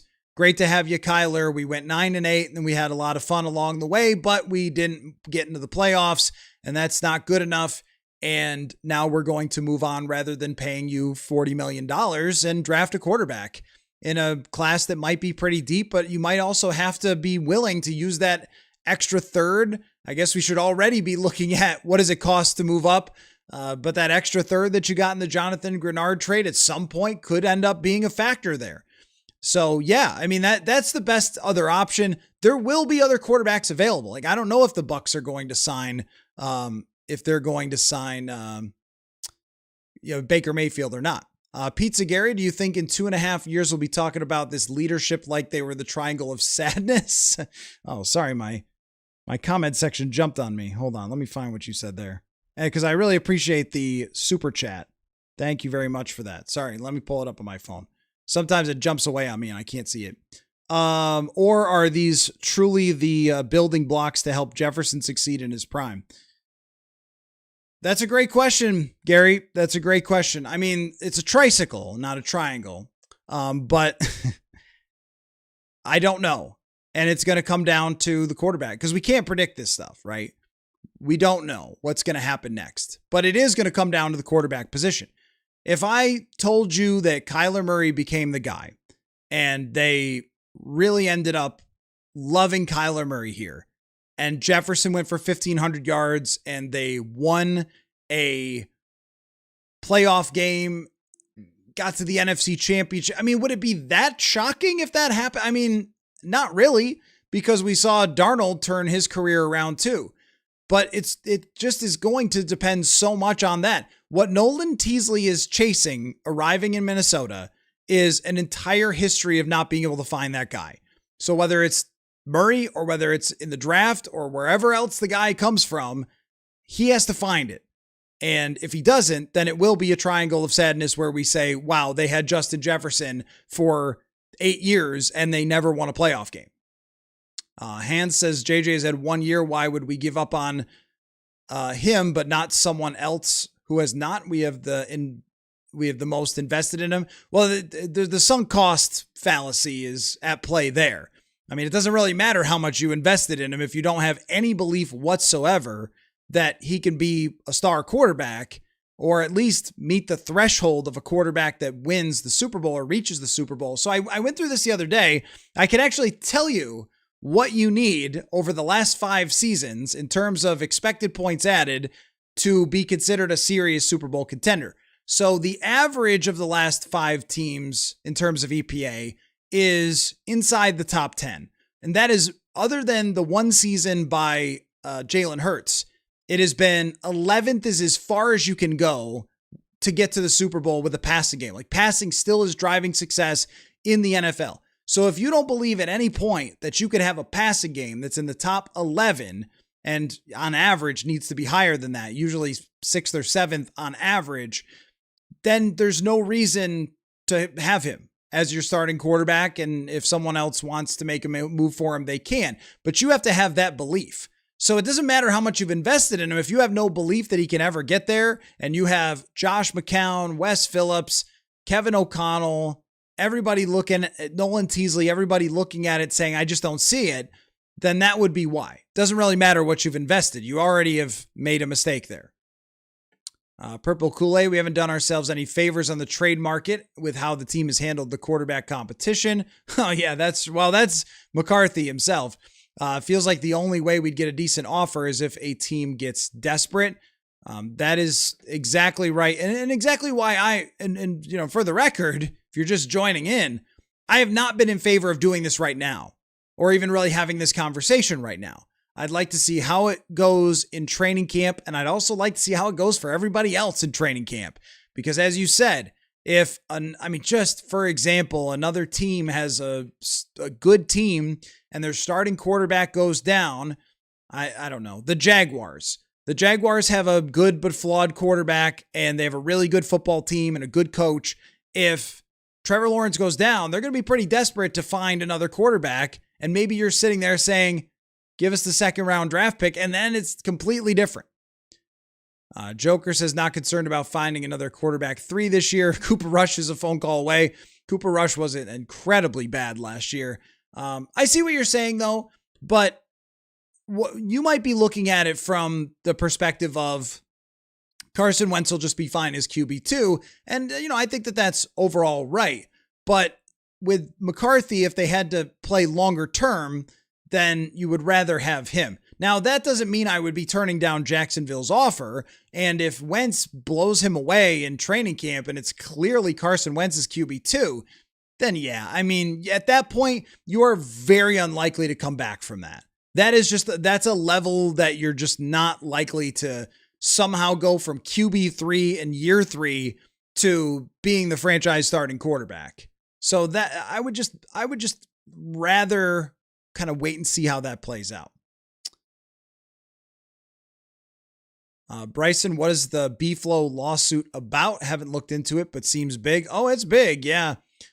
Well, the very short summary to the B-Flow lawsuit is that he was fired by the Miami Dolphins under some pretty strange circumstances, including an accusation that they were trying to pay him extra money to lose games on purpose to tank for Tua, and that he got sham interviews with the NFL to meet Rooney Rule, but that those interviews were not at all fair to him to actually get a chance to get a head coaching job, that the teams didn't care in those interviews. They didn't put any effort into those interviews, and they were just doing it to check a box, and feels like he didn't get, a fair chance. And also that other black coaches have not gotten fair chances either to be head coaches. And what the NFL wanted to do, this is where it gets interesting, is what the NFL wanted to do was they wanted to bring it into an arbitration process in-house. So they wanted to have the NFL's arbiters hear this case of Brian Flores versus the NFL. Now, does that make any sense? Of course it doesn't, because the NFL's own arbiters are not going to rule in favor of Brian Flores, right? Of course not. So the courts have said, sorry, that's bogus. You can't have your in-house arbitration process decide something where someone's suing you. So it's going to be decided in the courts. And the Supreme Court recently decided they're not going to hear it. They just, whatever the court decided, they're going to stick with, which the courts decided it can go to court, if that makes sense. Now they're in the discovery process, which means emails, all that sort of stuff will come to light. And that's where, when it actually goes to a court process, which the NFL will probably try to delay as long as possible, that we could end up hearing a lot of stuff that surprises us. And the last time this happened, Colin Kaepernick, his situation, he ended up settling with the NFL, but I think Brian Flores clearly has decided to dig his heels in and let this come to light. So we might be getting some very interesting things that are coming out from emails and messages and different things that teams have said. So Flores has fought this over a number of years, and he'll, I'm sure, say something about it or whatever, but that's where it could really be fascinating to see how it plays out. Blackjack says, with the Wilfs, it's always a starting quarterback, free agent starting quarterback. The way McCarthy has been handled is just a joke. I don't think the way McCarthy's been handled has been a joke. What part of the handling would be a joke? They initially planned to have him develop for a year. And that was the right way to go about it, is to have Sam Darnold come in and have JJ McCarthy develop behind the scenes for a year. The football gods had a different plan, and McCarthy got hurt, and he recovered from that injury. They decided that what they had seen in 2024 camp was enough for them, that they wanted to believe in their draft pick rather than paying Sam Darnold, and they put him in as the starting quarterback. I'm really not sure where the handling should have been different at that point. They didn't get a good enough backup left tackle. I'm not sure how many teams have a good backup left tackle. Are there any?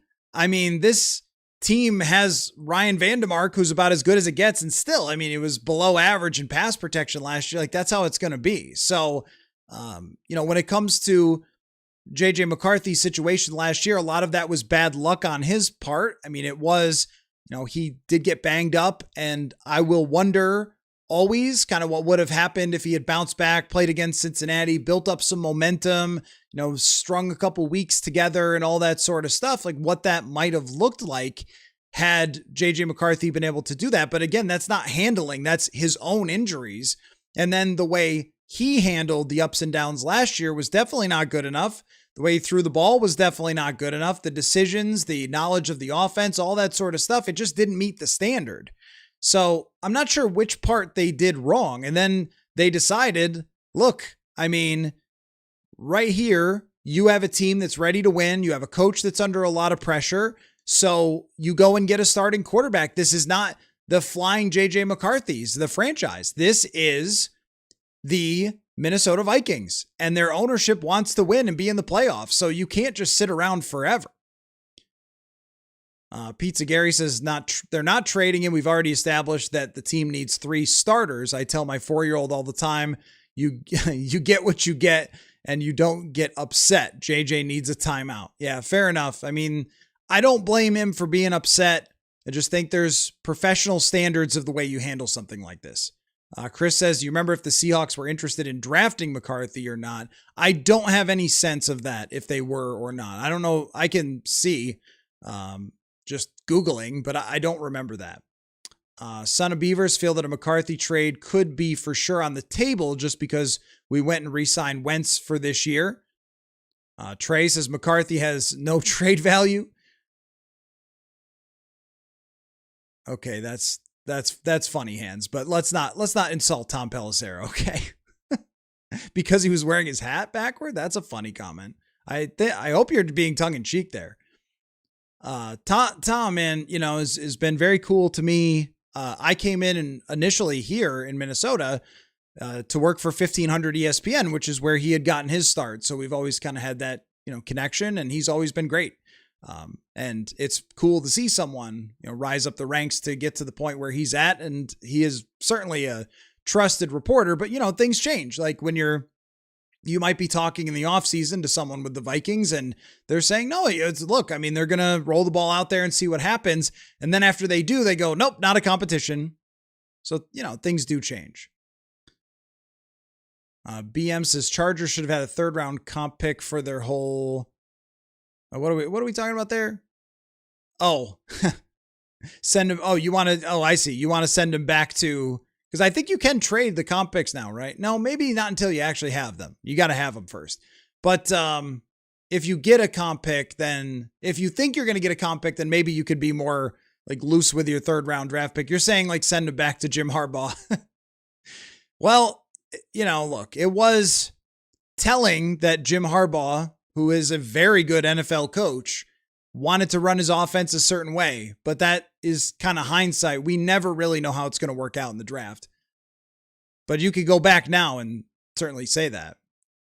Skull Shadow, I hope the next Vikings QB they draft has some throwing talent and experience. Seems like it might be important. In terms of the data and the numbers being rooted in the data, it does tell you historically that the number of passes, the number of starts is pretty predictive. Now, Kyler Murray didn't start a lot of games or have a lot of passes, and he went number 1 and has had, to this point, an up and down career with the highs being pretty high and has not won, a ton in this league and is, I think, still evolving as a quarterback, even into his late 20s, as a lot of quarterbacks like Sam Darnold still do. But I do think that they would go in a direction where if they're drafting someone next year, they are picking someone with a lot of experience and they are picking someone who doesn't have to be taught how to throw the football and then technique wise. And that's with JJ McCarthy. I just think the biggest mistake here was that they vastly overestimated how quickly you could fix your throwing technique and how much they could just coach it up and how much they could just situation it up with Justin Jefferson and Jordan Addison and all that. That was where they made their big mistake, is that they really thought they could just coach it up.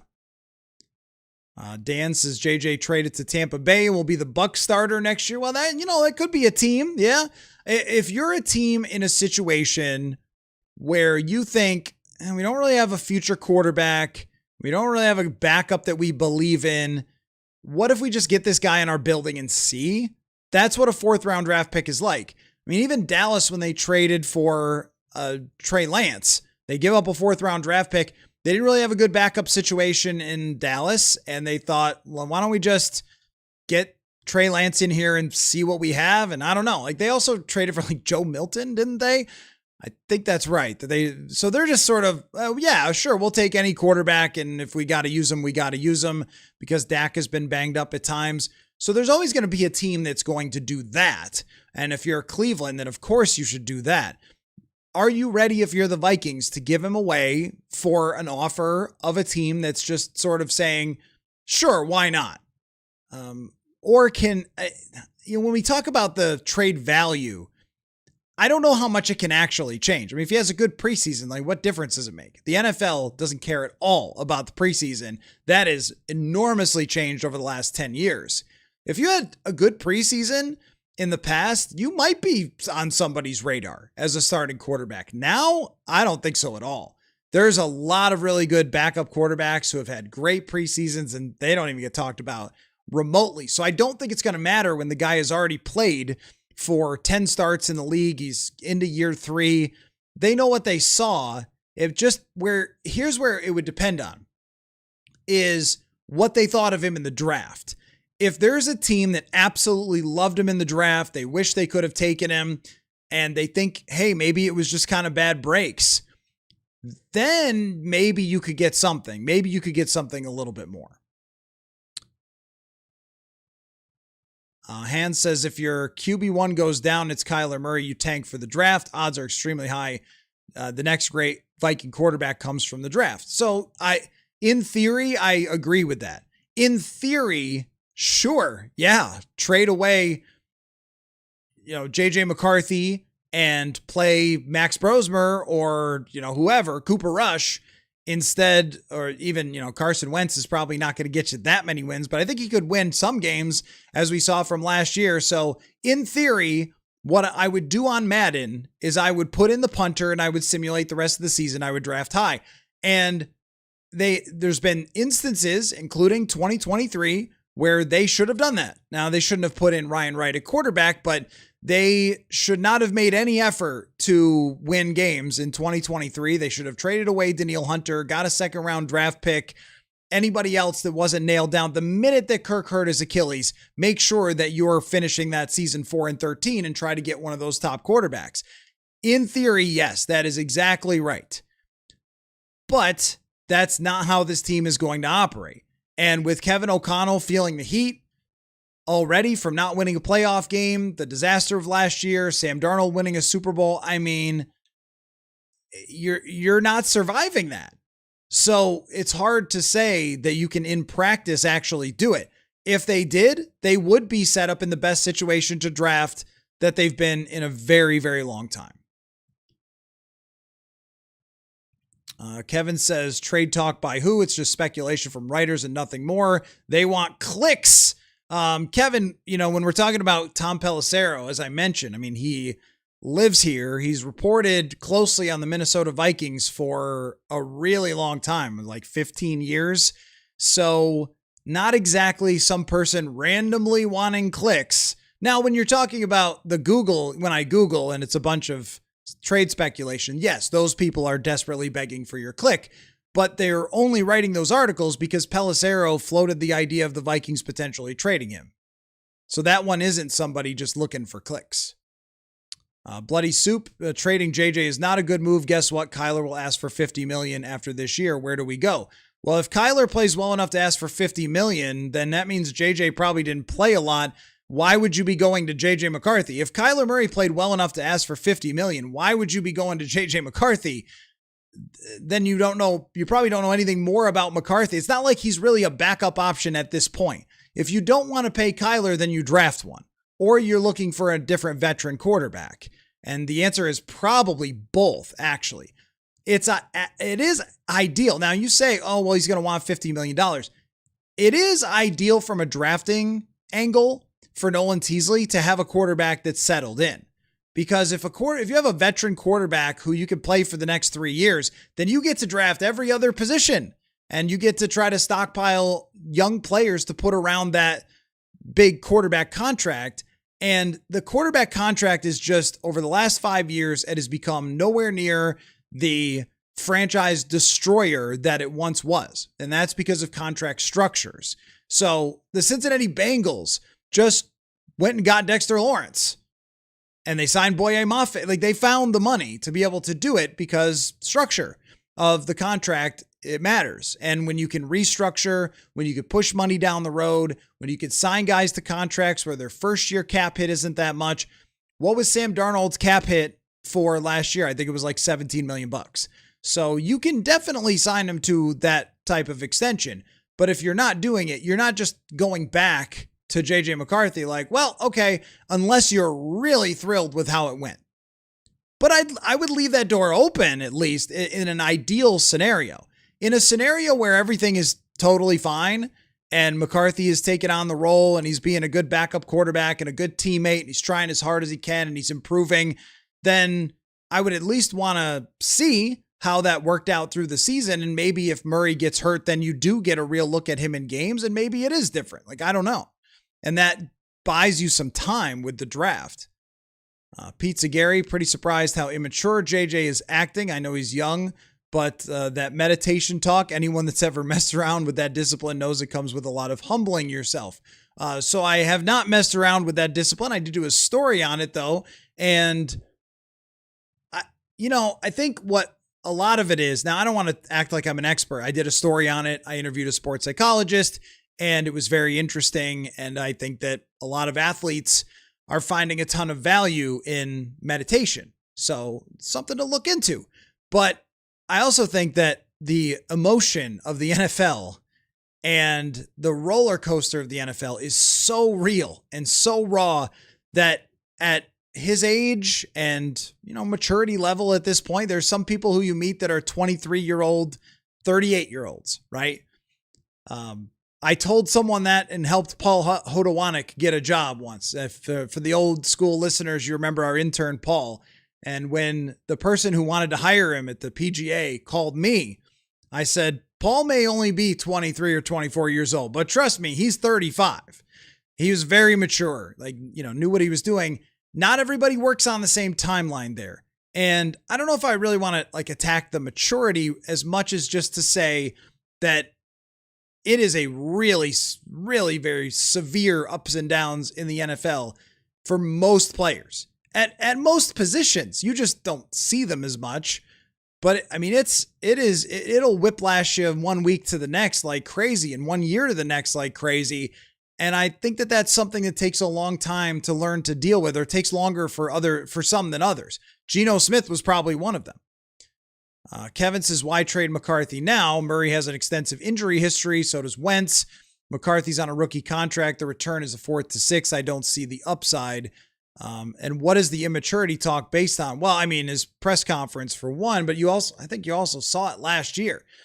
And immaturity does not have to mean acting like, racing Ferraris in the middle of the night or something. It doesn't have to be crimes or you're doing crazy stuff. It can just be not yet mature enough to handle the National Football League, which I think he's shown from last year, where he had crazy ups and downs during the season. And certainly the way that he handled this was not the way most professional quarterbacks would handle it, right? But I don't think that your point is wrong. I tend to agree with it, that the upside, it just really isn't there. Just giving up, unless it is a situation where you cannot stand to have this person inside your building anymore, then there really isn't much of a benefit of trading him away for a 4th to 6th round draft pick.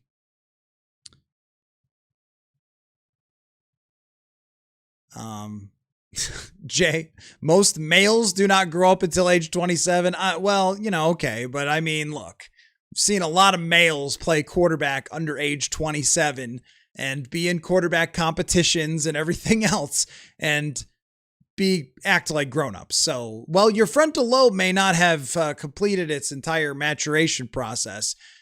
You still are responsible for going out there and acting like a professional in all ways. And look, if it was one salty press conference, but if it was a window into how he's really handling this thing behind the scenes, then you're much more apt to trade him.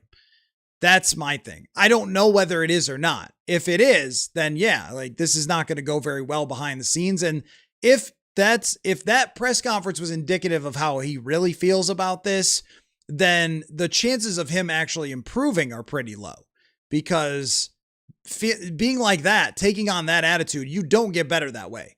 I've always got a chip on his shoulder. BS. That's not how you get better in the NFL. Not at the pro level. This whole, Friday Night Lights chip on my shoulder thing is very high school to me. It's just not very NFL to me. In the NFL, you get better by acting like Sam Darnold. And you know how I know? Because I covered Sam Darnold. And I watched him take every question about JJ McCarthy. I watched him take every question about his past failings. All even through this year, all anybody ever wanted to talk about was Sam Darnold. Remember when you sucked? And you know what? He handled all of those things. We never saw, after good games or bad games, him have these crazy highs and lows. And we saw him give tons of credit to his teammates. And I had heard even when he was in Carolina, when he was a much younger person, that that's the way he was. So, when they got him, part of the reason that they got him, I think, was that he had good reviews from San Francisco and the way that he had humbled himself as a backup quarterback for the San Francisco 49ers. So it's not based on nothing. It is definitely not based on nothing. That, it's based on a lot of quarterbacks who have made it. Geno Smith went and was a backup quarterback for the Giants in Seattle for quite a long time.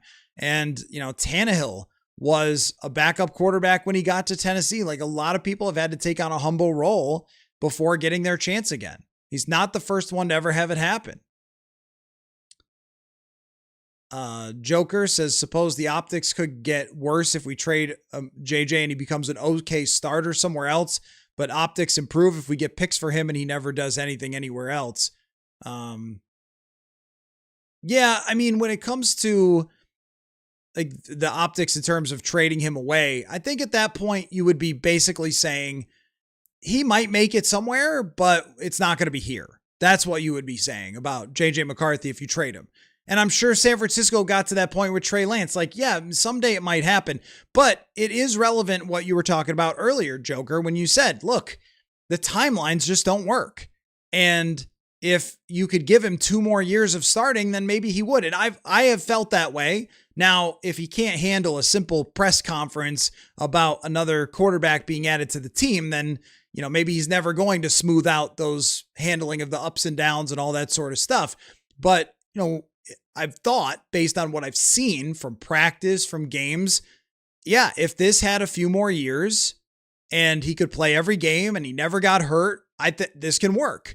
And someone brought up Alex Smith. And even though Alex was a number 1 overall draft pick, Alex had some of the same problems. It was just not really being able to command the football. It was, throwing everything 1,000 miles an hour early in his career.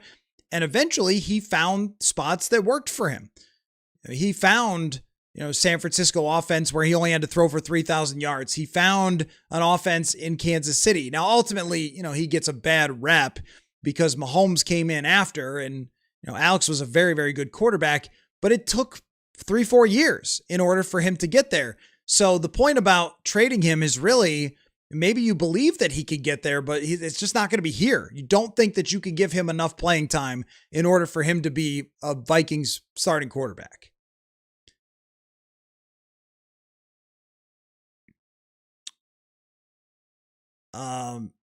Taslios says, FanDuel question of the day, trade him if he becomes a cancer. Otherwise, keep him until we know what happens with Kyler Murray's contract next year.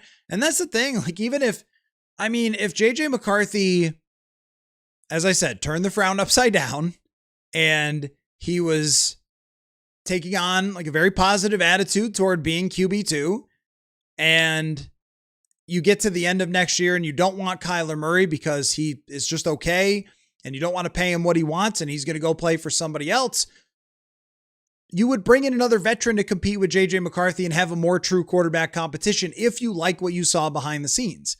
And you still have another year for that to work out. Yes, you would love these things to happen on the right timeline, but if it turned out to be a Jordan Love situation where McCarthy turned the corner in the middle of this year, maybe it's behind the scenes, it starts to click, and then he gets a few opportunities, it looks good, you go into next year, he beats out somebody else as a quarterback competition, I don't know. Like, yes, that puts you in a bit of a bind, but at least you would have your quarterback. Hands, since when have OTAs told us anything? I mean, if you're trying to sort of intentionally be dense on this, and I don't mean to be disrespectful, but like, we didn't need OTAs, man. We didn't need OTAs. And also OTAs certainly tell the coaches a lot. The coaches are installing an offense and they're running real practices. Do OTAs tell us whether Caleb Banks is going to make it? He's not even practicing. Who can I pick? Dominique Orange? No, because they're not hitting each other. Do they tell the coaches stuff? Yes, because the coaches know what plays they're calling, how the quarterback is handling all the stuff that they're putting on their plate, how the meetings are going, and how they're translating it out to the practice field, even if it's not in pads and everything else. Even if it's not the same competitive environment, they know whether the quarterback is getting it or not, even through OTAs. In the NFL, you got to pick up stuff really fast. there are not a lot of practices. You got to get it and you got to take it to the field. And when we saw them both take it to the field, one quarterback was wildly better than the other one in the first practice and then still better in the second practice. I mean, that's just, well, that's what we'd expect, because the day that Kyler Murray signed told us pretty much everything. But if you were like, well, maybe Kyler won't have any idea what he's doing out there in KOC's offense, and they're like, nope, he does, just like we thought. So if it was just OTA, if we didn't, the way that you're framing that, I'm sorry, come on. The way that you're framing that is if we've never heard of these players before and they're competing for the very first time. They have no backgrounds. We've never heard of them. And we're just watching OTA throws.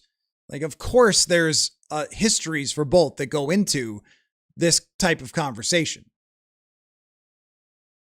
BM says, would be nice to see if Kyler can tap into historically great athleticism this season, but I fear the ACL injury put those abilities in the rearview mirror.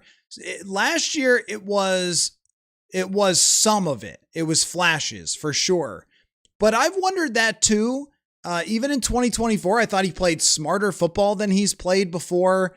I felt that he played within the pocket actually quite well in 2024, and he ran for 500 yards, but there wasn't quite the same level of explosiveness, and his ability to scramble around and make plays is still there. And you could see it in the 2025 tape where he had some incredible plays, but it has not been the same exact level. And throwing down the field also hasn't been the same exact level from 2021. 2021, 3/4 of that season goes by and you're like, this guy is a superstar. And it just hasn't quite returned to that.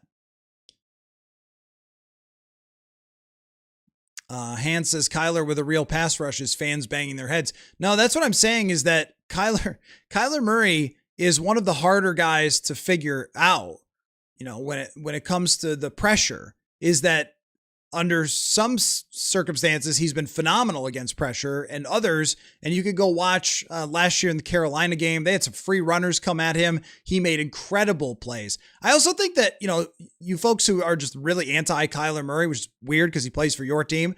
I think that once you see some of this stuff actually happen, when you see these throws, when you start getting those people who show up at training camp and video every play, which I'm sure Kevin O'Connell is super thrilled about, and tweet them out, and you start seeing the plays that Kyler makes, and you get the clips of that from training camp, and you start to get into the season and see how he clicks with Jefferson, I think the tone's going to be a little bit different. I mean, you can be skeptical, but a lot of people say things about Kyler that just aren't really true. Mel Kill says, doesn't KOC have a certain reputation for rehabilitating quarterbacks if he's not willing to work with a guy that can't bode well for that quarterback? Would agree with that. Yes, it is Kevin O'Connell's, camp for broken quarterbacks and quarterbacks who can't throw good or whatever. When you have Daniel Jones and Sam Darnold there in the same team, and I mean, even Carson Wentz to some extent, yes, you could definitely say that. Kevin O'Connell, if he's done with JJ McCarthy and is okay with trading him, then it has to have gone so far off where it was supposed to be, because who would want it to work more than him? Not only did he draft the guy, and other people can blame whoever they want. Kevin O'Connell led an entire search party from town to town to look at everybody's quarterback, and they drafted JJ McCarthy. And he was very protective of him last year, and he poured into him. And I remember in that joint practice where he completed all those passes in a row and everything, the look on O'Connell's face. I mean, nobody could have been happier after that practice, and it didn't work out that way. And we'll never do that again with joint practices. Sorry, everybody. We did have to say what happened, but I think the excitement from everyone was too far. Even Patriots reporters who couldn't stop talking about how good McCarthy was in the practice.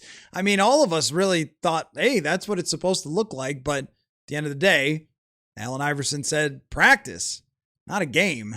But to your point, nobody wanted it more than Kevin O'Connell. You look at the way that he managed that Chicago game and the behind the scenes stuff that they did, and the number of times that he was telling McCarthy, keep going, believe in you, all this stuff, and the amount of time that he put into his throwing technique behind the scenes. I mean, they're in the bye week and he's got him in the facility working on the throwing and everything else. I mean, he's given as much as he can give to JJ McCarthy. He wants it to work. If he thinks it can't work, then it probably can't work, to your point.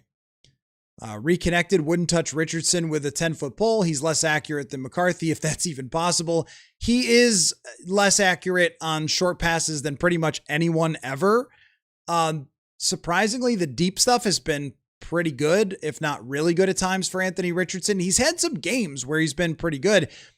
It's really the running part of it and the raw talent part of it with Richardson. He is very young still. Shockingly young for this league, because when he came out, I think he was only 20 or 21 when he got drafted. But yeah, look, if they're trading Anthony Richardson, it's not something that I would be throwing a huge party for. It's like your broken thing, my broken thing, and we trade him. That's funny. How did Arizona get a second and a fifth for Josh Rosen? Well, Josh Rosen was part a product of a really terrible franchise and a terrible team. Miami was very desperate at the time. And also it seemed like there was still a chance for him. And the same for Sam Darnold. There's still a chance. But with JJ McCarthy, I think there's going to be an element there of if Kevin O'Connell is moving on, then it can't be good. Because O'Connell does have respect within the league.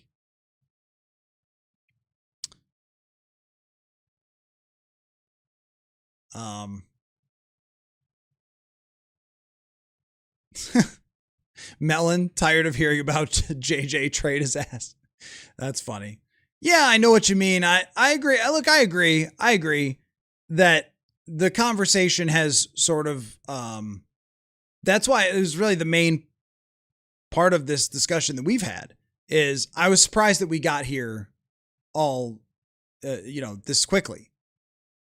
Bloody Soup, how good was the offensive line last year? All our quarterbacks sucked. Yeah, well, I think that the offensive line had a part in that, but I don't think it was the reason why the quarterback play was bad. Overall, I really don't. And if you're asking like rhetorically, how good was it? But by PFF, they were a mid-pack offensive line because the games you forget are the ones that they should have won against Baltimore and Chicago, where the offensive line was great because it was healthy. I mean, that's how most offensive lines are. Baseline offensive line, it was probably good enough last year to be in the playoffs. Was it good enough to win a Super Bowl? Probably not. Iconic says, I need JJ gone before the start of the season so we don't have to deal with conversations about him during the season. That might, and actually, you say that out of frustration, but it also may be part of it. That there is a section of the fan base who has not let it go and will not let it go. And look, it could change at any time. We never know. McCarthy could, be in first team quarterback if Kyler Murray got hurt tomorrow. So who knows, right? I mean, if Murray tore an Achilles tomorrow, it could happen. And then McCarthy's your starting quarterback again. So who knows, right? But I do think that what you don't want is every time Kyler Murray has a bad game, which he will, and he always has had ups and downs, that you're getting this big discussion going on and then maybe splitting the locker room over whether you should put McCarthy back in or whatever it might be, just some sort of distraction.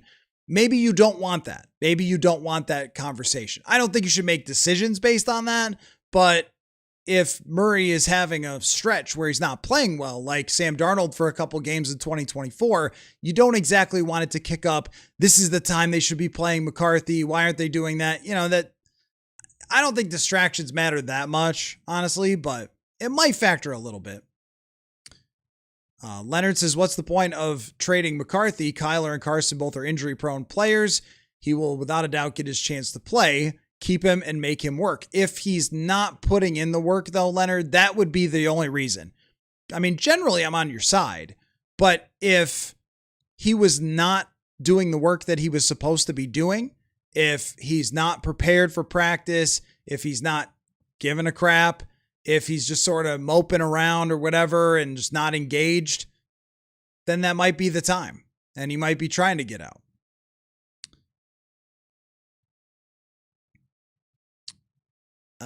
Jim says if they trade JJ, hope he goes on to be a Pro Bowler and whips us every time he plays us. I blame this all on KOC. Quarterback whisperer, my ass, gives up after 10 games.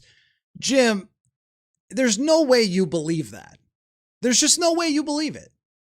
This, you want to talk about performative? Like, this is performative. I don't know if JJ McCarthy's press conferences or whatever, or the things that he does, you know, when he's doing big celebrations or whatever, I don't know if that's performative. I know this is. First of all, I mean, when it comes to like hoping that he goes on to be a Pro Bowler, that's completely fair. You could say he got a bad break here. He had injuries here that set his progress back. But if you're saying you blame it all on KOC, and you wrote it in capitals to even be more ridiculous, Jim, that you blame it all on KOC, those passes, dude, were as wide open as we've seen any receiver during any time in recent Vikings history. And there's data to back it up, believe it or not. If you go and look, and you can do this if you like to cross-check, I don't know if you strike me as that kind of guy, but you can, is if you go and look at the stat of completion percentage over expected, which takes how open, this is from tracking data on every player's pads, how open receivers were versus how often you completed. There's an expected amount of completion percentage based on the distance and location of the receiver. JJ McCarthy was the worst in the NFL last year at this. So the receivers were there and he couldn't get the ball to them. That's not Kevin O'Connell's fault. And when you're like whisper, you can't whisper to someone how to throw a football from point A to point B to a wide open Justin Jefferson. There's no amount of whispering that's going to help that. And then it's what? And then when you start adding up, well, they didn't have their left tackle for a game. Oh, did that never happen during Kirk's time? They didn't have their starting right tackle in the Minneapolis Miracle game. They found a way to win. I mean, there's a lot of injuries that happen in the NFL. So to me, that's just not good enough. Did injuries impact him? Yes, they certainly did. But when you're saying, well, I mean, he drew up, the wide receivers were open, the throws were there, and they couldn't be made. And he put all this time and effort into every single play in training camp. It's throw the ball, have a conversation with KOC. They have a video board out there. Like, if you actually understood how much work went into trying to get JJ McCarthy to the point where he could win games last year, I don't think you would say something like that. But you watched the game, so I already know that you know that that's not true. And that might be the reason right there too. Now, but that doesn't mean you want to root against him. That doesn't mean you want to root against him. And when you talk about this is, to me, throwing the organization's fail quarterbacks thing back in KOC's face is just idiotic. I just think it's completely foolish. How did this organization fail a kid who got hurt, set back his development? Were they supposed to put a leg brace on him in anticipation that he might tear something in his knee? Were they supposed to know that he was going to get hurt against the Atlanta Falcons? Were they supposed to know that he was going to be set back to square one with the progress that he made? That's down the organization. I don't understand that. You could definitely argue that it's a bad break. You could definitely argue that this has been a nightmare from a luck perspective, that if he develops the entire 2024 behind the scenes, and if he doesn't get hurt in week 2, that he probably gets some of this stuff to click in and become muscle memory and become second nature and really understand the offense a lot better and how to run it. And maybe the erratic nature starts to smooth out. You can absolutely argue that. I would accept that all day long, because that's what I think. I think that had a lot to do with it. And then adversity really tests people. NFL adversity is not like college. What's college? You had a bad game against Bowling Green? Like, that's not the NFL. The pressure, the criticism, all that sort of stuff. And that's where it has felt like it's gone a little bit sideways. So if you're talking about like what happened, when we retell the story, if this doesn't work out and they trade him, when we retell the story of what happened to JJ McCarthy, to me, it's much more bad luck than it is what anybody did around him. And you can blame any coaches, any organization for any player not working out. But to me, I just can't see it. You were given the best wide receiver in the NFL. There's some bad luck on the offensive line with injuries.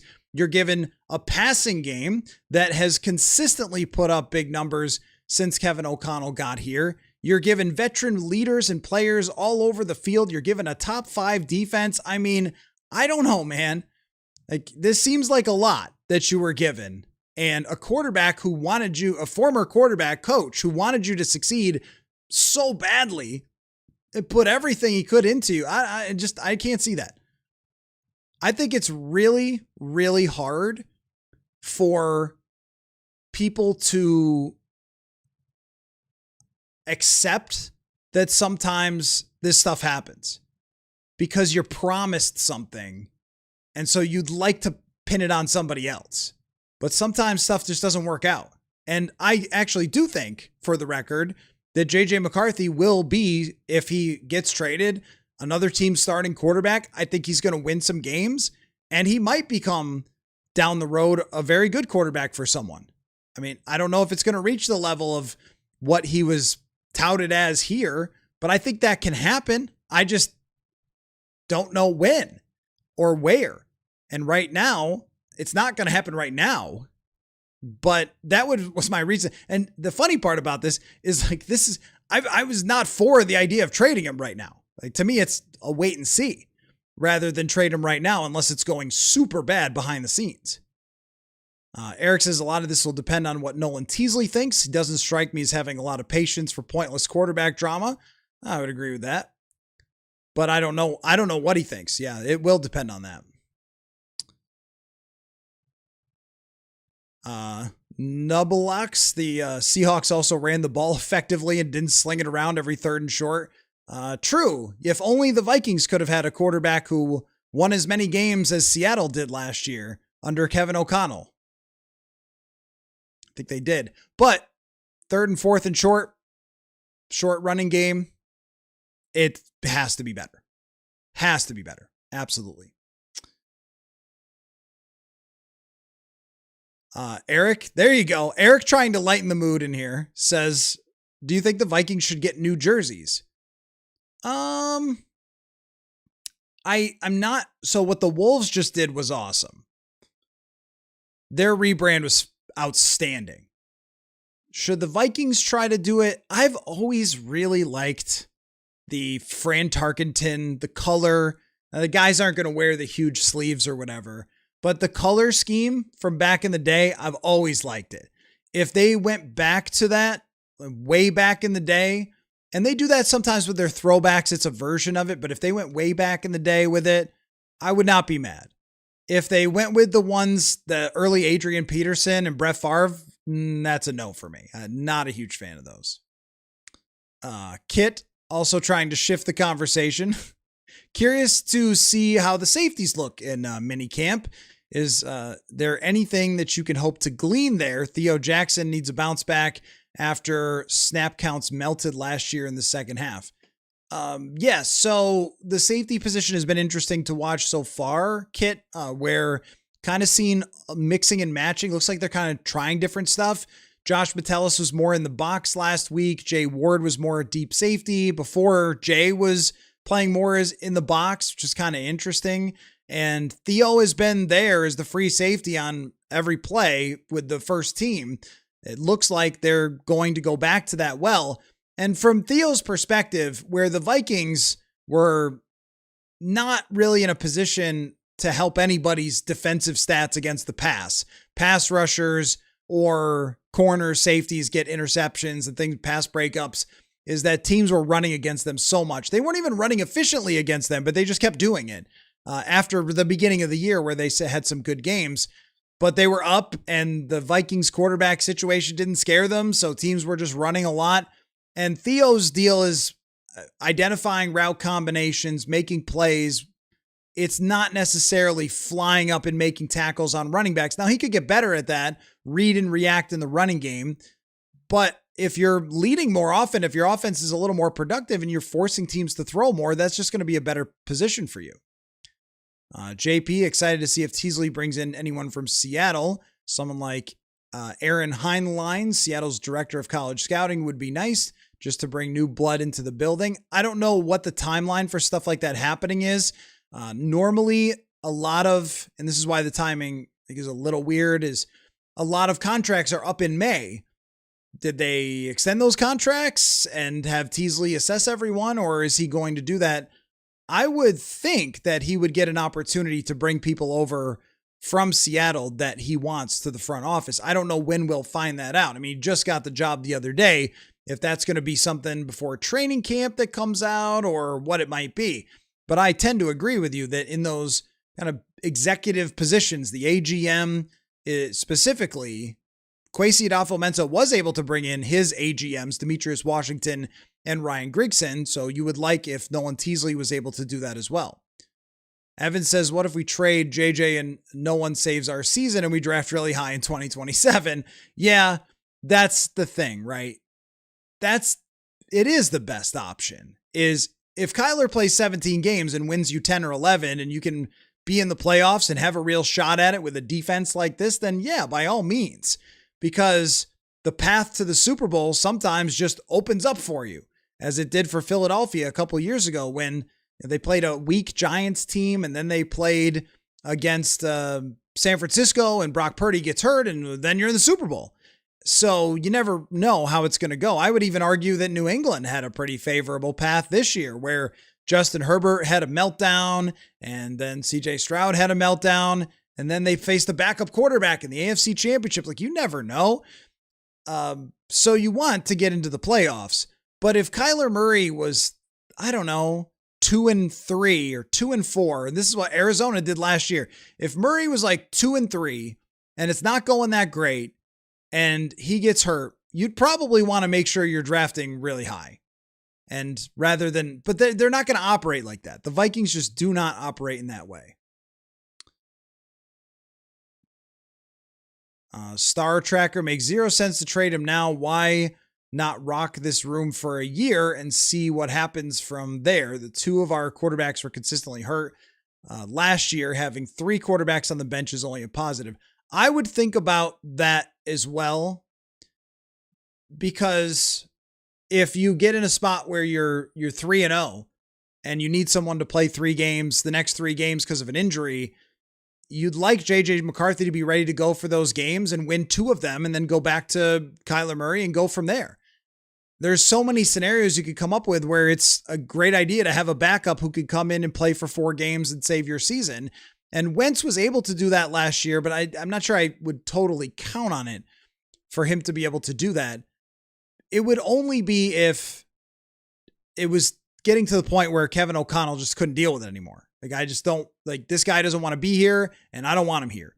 And if you've ever had an employee, if you've ever, worked in whatever industry, I worked at McDonald's as a teenager. I also worked in road construction and overnight at a grocery store, and I pushed carts and stocked shelves for a different grocery store for a few years. So I had a lot of jobs when I was growing up, going to college, and getting my first jobs in sports radio that didn't pay very much. So I had other jobs as well. And there were people sometimes, and I know this is different for pro sports, but it's not really. There were people, their employees sometimes, where even if they were a fine employee overall, whatever happened and it was frustrating to be around them and you just kind of have to fire them because no one wants them around. If that's the case, and I know you'd be saying, well, come on, this is pro sports. But if that's the case and it's become too uncomfortable, you want someone who's contributing to that room, you want Cooper Rush, another veteran, to come in and contribute, then maybe you do it. But you have to be very certain at that point that this is just not something that's ever going to work out here. Vikings STW, if Kyler stays on the field, he'll probably have his best year yet, especially if all the work of the O-line pays off. When I look at Kyler's past, there's at least 3 seasons that if he just had that season here, Kyler has never had in his entire career a top 10 defense. And they have been as bad as 32nd, 27th. And it's actually crazy how bad their special teams have been. Their special teams have also been atrocious. I looked that up in terms of EPA. It's awful during his time. He's never had this.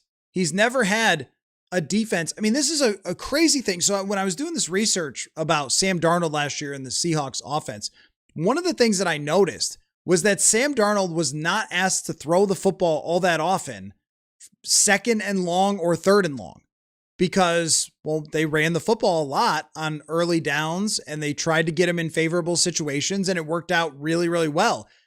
When can we say for Kyler Murray that he has been in favorable situations? Because Seattle was always able to rest on their defense. Okay, who cares if we don't convert a third down? We're just going to punt, and our punter is great, which it was in Seattle, and we're going to play great defense, and that's how we're going to win, right? And then if it's working for Sam Darnold, he's hitting on play actions, he's throwing for big yardages and everything else, which he did in the NFC Championship game if they needed him to. But when, and look, they're going to lean on Kyler. He's going to throw the ball a lot. They're not going to play exactly like Seattle did. I'm sure of that. But when has Kyler ever had a complete team that had a defense, that had receivers, that had a great defensive coordinator, that had great offensive, at least we could say good for Kevin O'Connell, offensive mind? I mean, I'm not sure it's ever been the case. So I would like to find out, and that's the interesting thing about, we're talking about McCarthy all the time. I really want to find out what this is going to be like with Kyler Murray. And that's why I don't understand when people come into comment sections that are like, Kyler stinks. You're like, well, I mean, if you've spent any time on this, if it's your team, if you're rooting for the Vikings, you're probably interested in who the quarterback is. I mean, if you spend any time on this, you can completely see why this would work at least the same level as Kyler when he's been good, which would be 2024, but potentially be better than that, especially in the win-loss category, because you just have a lot more to offer with this franchise. BM says, for what it's worth, the Cards were absolutely right to bench Kyler and tank. They were nowhere close to competing, and a max salary for Kyler ain't it. Totally agree. Start your rebuild. Because why would you pay Kyler on a huge salary cap hit when you know you're not going to extend him? It doesn't fit with your timeline. Just move on and then get another high draft pick. Totally agree. Orion, JJ McCarthy in the third for Kayvon Thibodeau. I'm not sure why the Giants would do it, but I would do it. That's a good draft pick. A third rounder. Yeah. Arch Manning, you are an Arizona Cardinal. Yeah. BM says 5 years of McCarthy would have me give away my Vikings fandom and adopt the Seahawks. It doesn't matter who it is. It just needs to be someone. It doesn't matter if it's the short guy, if it's the guy has emotional ups and downs, if it's the mystery guy for next year, if it's somebody else, it doesn't really matter. You need a certain level of quarterback play. You need to be at least in the top 10-ish in passing EPA, or you are just not making. And if you can't get there, then you won't be. You have to be in the top third of the league as a passing team. Can you get there? And then can you create an elite defense and a good enough running game? That's how I look at it. I mean, the Super Bowl is always, hey, look, that team was first in this and third in that. Like, they're always really good. But the way things are going in the NFC is, can you have a top 10 passing game? Doesn't have to be perfect. It wasn't perfect in Philly. It wasn't perfect in San Francisco. It was not perfect. Well, it was very close that 2023 year, but still it had its flaws, and it wasn't perfect last year for Sam Darnold. And then you have to build pretty much a top 3 defense. You have a top 3 defensive mind, and you've been drafting on that side this year and with Dallas Turner. So can you do it? Can you get someone who consistently gives you top 10 expected points added? Doesn't even have to be in the top 10 quarterback rankers, just top 10 expected points added, which is just your performance versus the down and distance, by the way. But that's what's going to tell you. It's going to give you a really good indicator of how valuable your passing game was. Like shockingly, right? The Rams and Patriots were at the top last year in EPA. So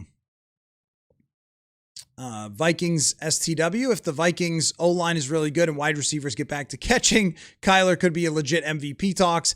That's the type of talent he has. It's the type that he's shown in bursts, and it hasn't been consistent enough. And that's the biggest challenge for KOC and for, having a defense that's effective. If you have a defense that's effective, I was looking this up yesterday for this story about Vikings, Purple Insider.football, by the way, for the newsletter. But for this story, is like when I looked up, Kyler Murray having to throw from third and long, it was not good.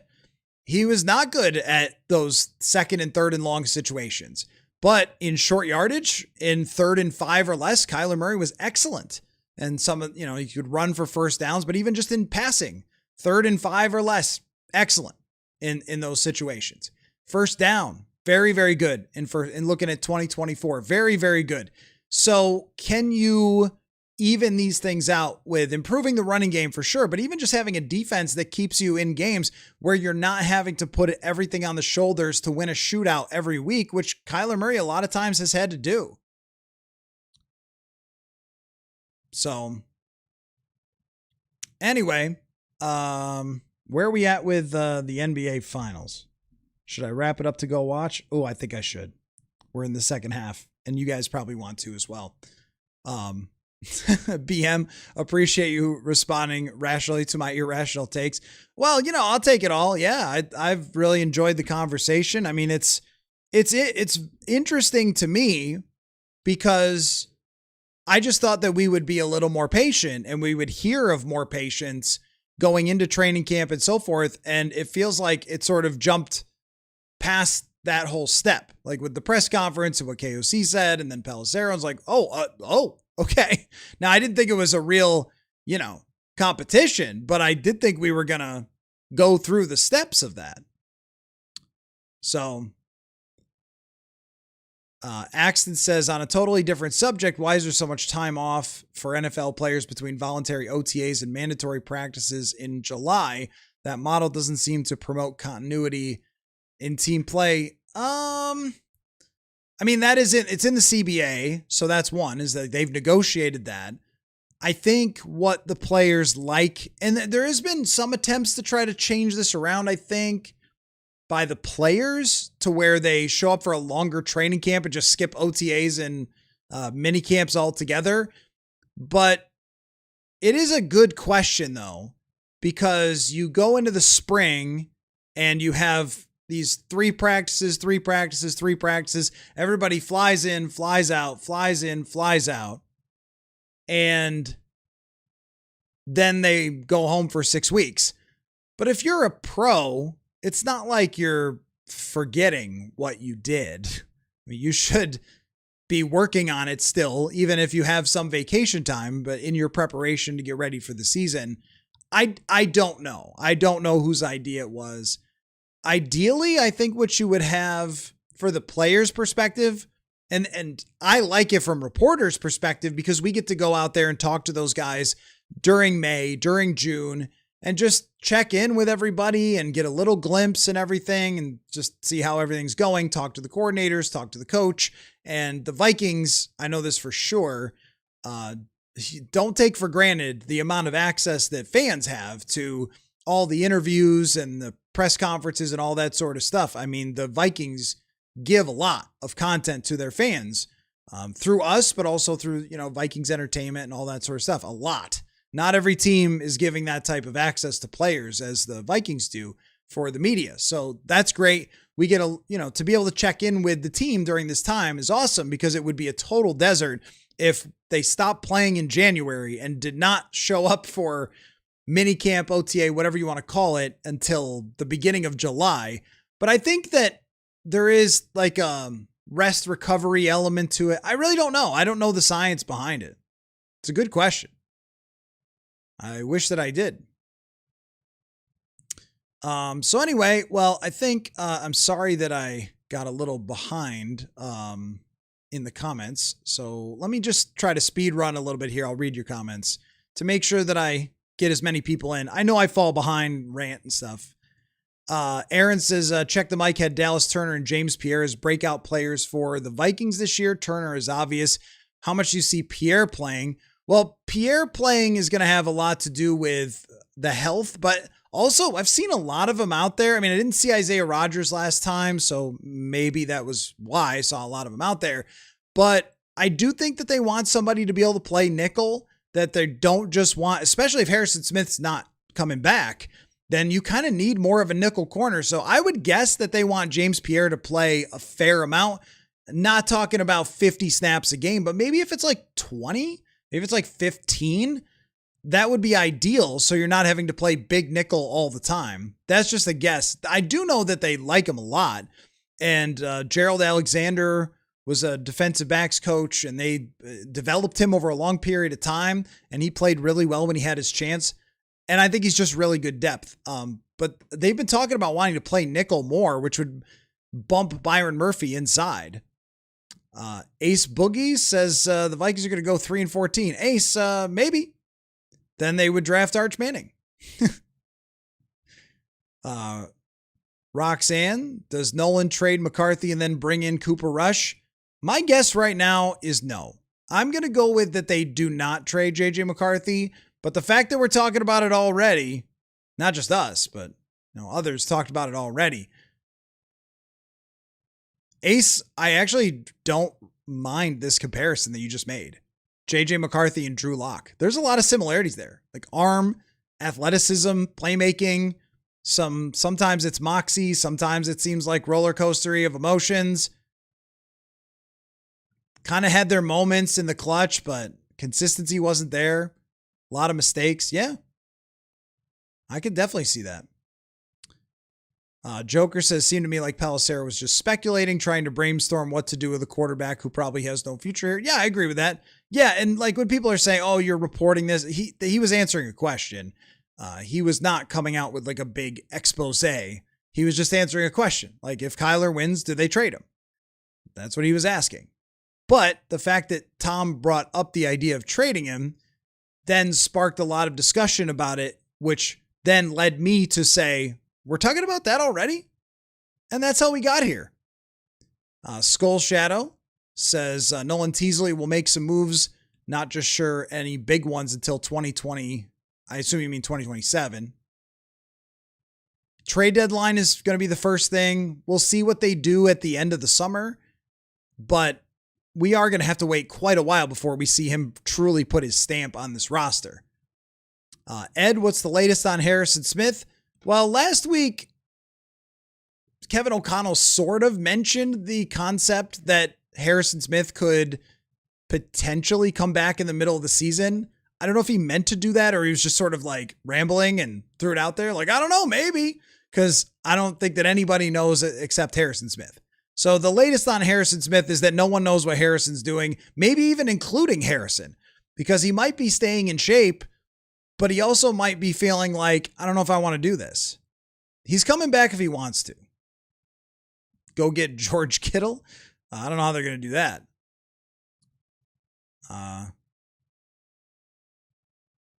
Not sure how. K3 will call you. I think the best quarterback should start. I agree. Evan, good for B-Flow. We should keep him forever. They probably will be able to after this. King's Blade, everything went to crap once he got here. Christian Ponder 2.0. It's tough. Kit says handling of issue is the public attention KOC drew to JJ's mechanics and struggled, and multiple people talking about dumbing down the offense. But did that really, that's cause and effect. The cause of that was him not having good mechanics and them not being able to run their full offense. So is that really the handling? I mean, if only we could find the person responsible for those things. That's pretty weak evidence, Kit. It's pretty weak evidence. If we were talking about mishandling, it would be that he utilized him the wrong way, that he taught him the wrong way, that he didn't get people open for him, that he didn't provide him with the tools to work with to be successful. I mean, Arizona letting down Kyler Murray, you can really easily find why their management, their coaching, all that stuff, it's very easy to figure out their ownership. But with this situation, I don't know about that. I mean, Strizzy, this is what I mean. It's like the evidence is just not great that they didn't run the ball until they were 4-8. And KOC finally figured how to game plan with the roster he had. Well, he only, again, cause and effect. He only started running because the quarterback just couldn't play. The quarterback couldn't make the throws. And the thing about going to KOC and being like, see, he has no idea what he's doing with game planning. Dude, he won coach of the year before. Like, I mean, if it was a brand new coach, we might have said, I don't know, man, maybe this is the scheme. But the proof of concept was already there. So that's where all of this stuff, it's just, it wouldn't hold up in court. Well, he didn't run the ball enough with JJ McCarthy there in there. Like, okay, I mean, is that the reason he missed wide open wide receivers? It doesn't have a lot to do with it.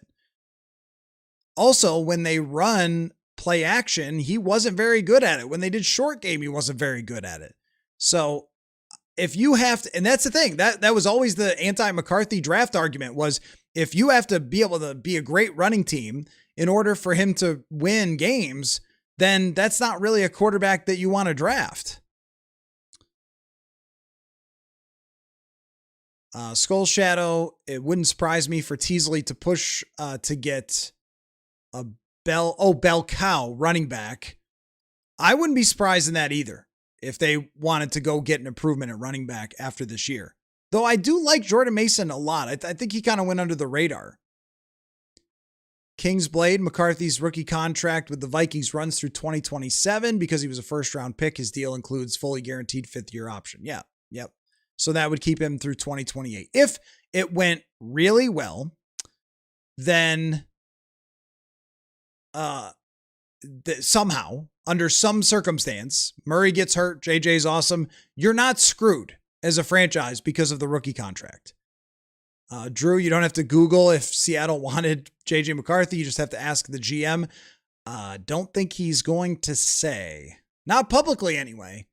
Maybe off the record, possibly. Yeah, Eric, when the GM does an interview, he's not going to tell you who he's going to trade. Not this GM. The last GM? Possibly. This GM? I get the impression the answer is no.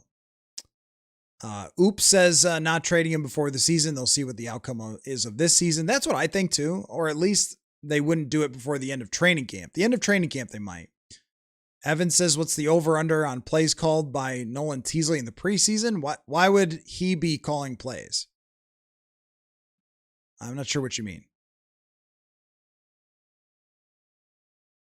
I mean, sometimes they have like coordinators call plays. Do you mean like moves made? Maybe that's what you meant to say. It's like how many moves he makes before the end of the preseason. That's a good over-under. How many moves, how many consequential moves? The over-under would be like 2.5. How's that? That's a good over-under. The FanDuel question of the day was that the line hasn't moved on JJ McCarthy plus 600 and Kyler Murray minus 1,000 to win the quarterback competition. And would you be interested in trading JJ McCarthy?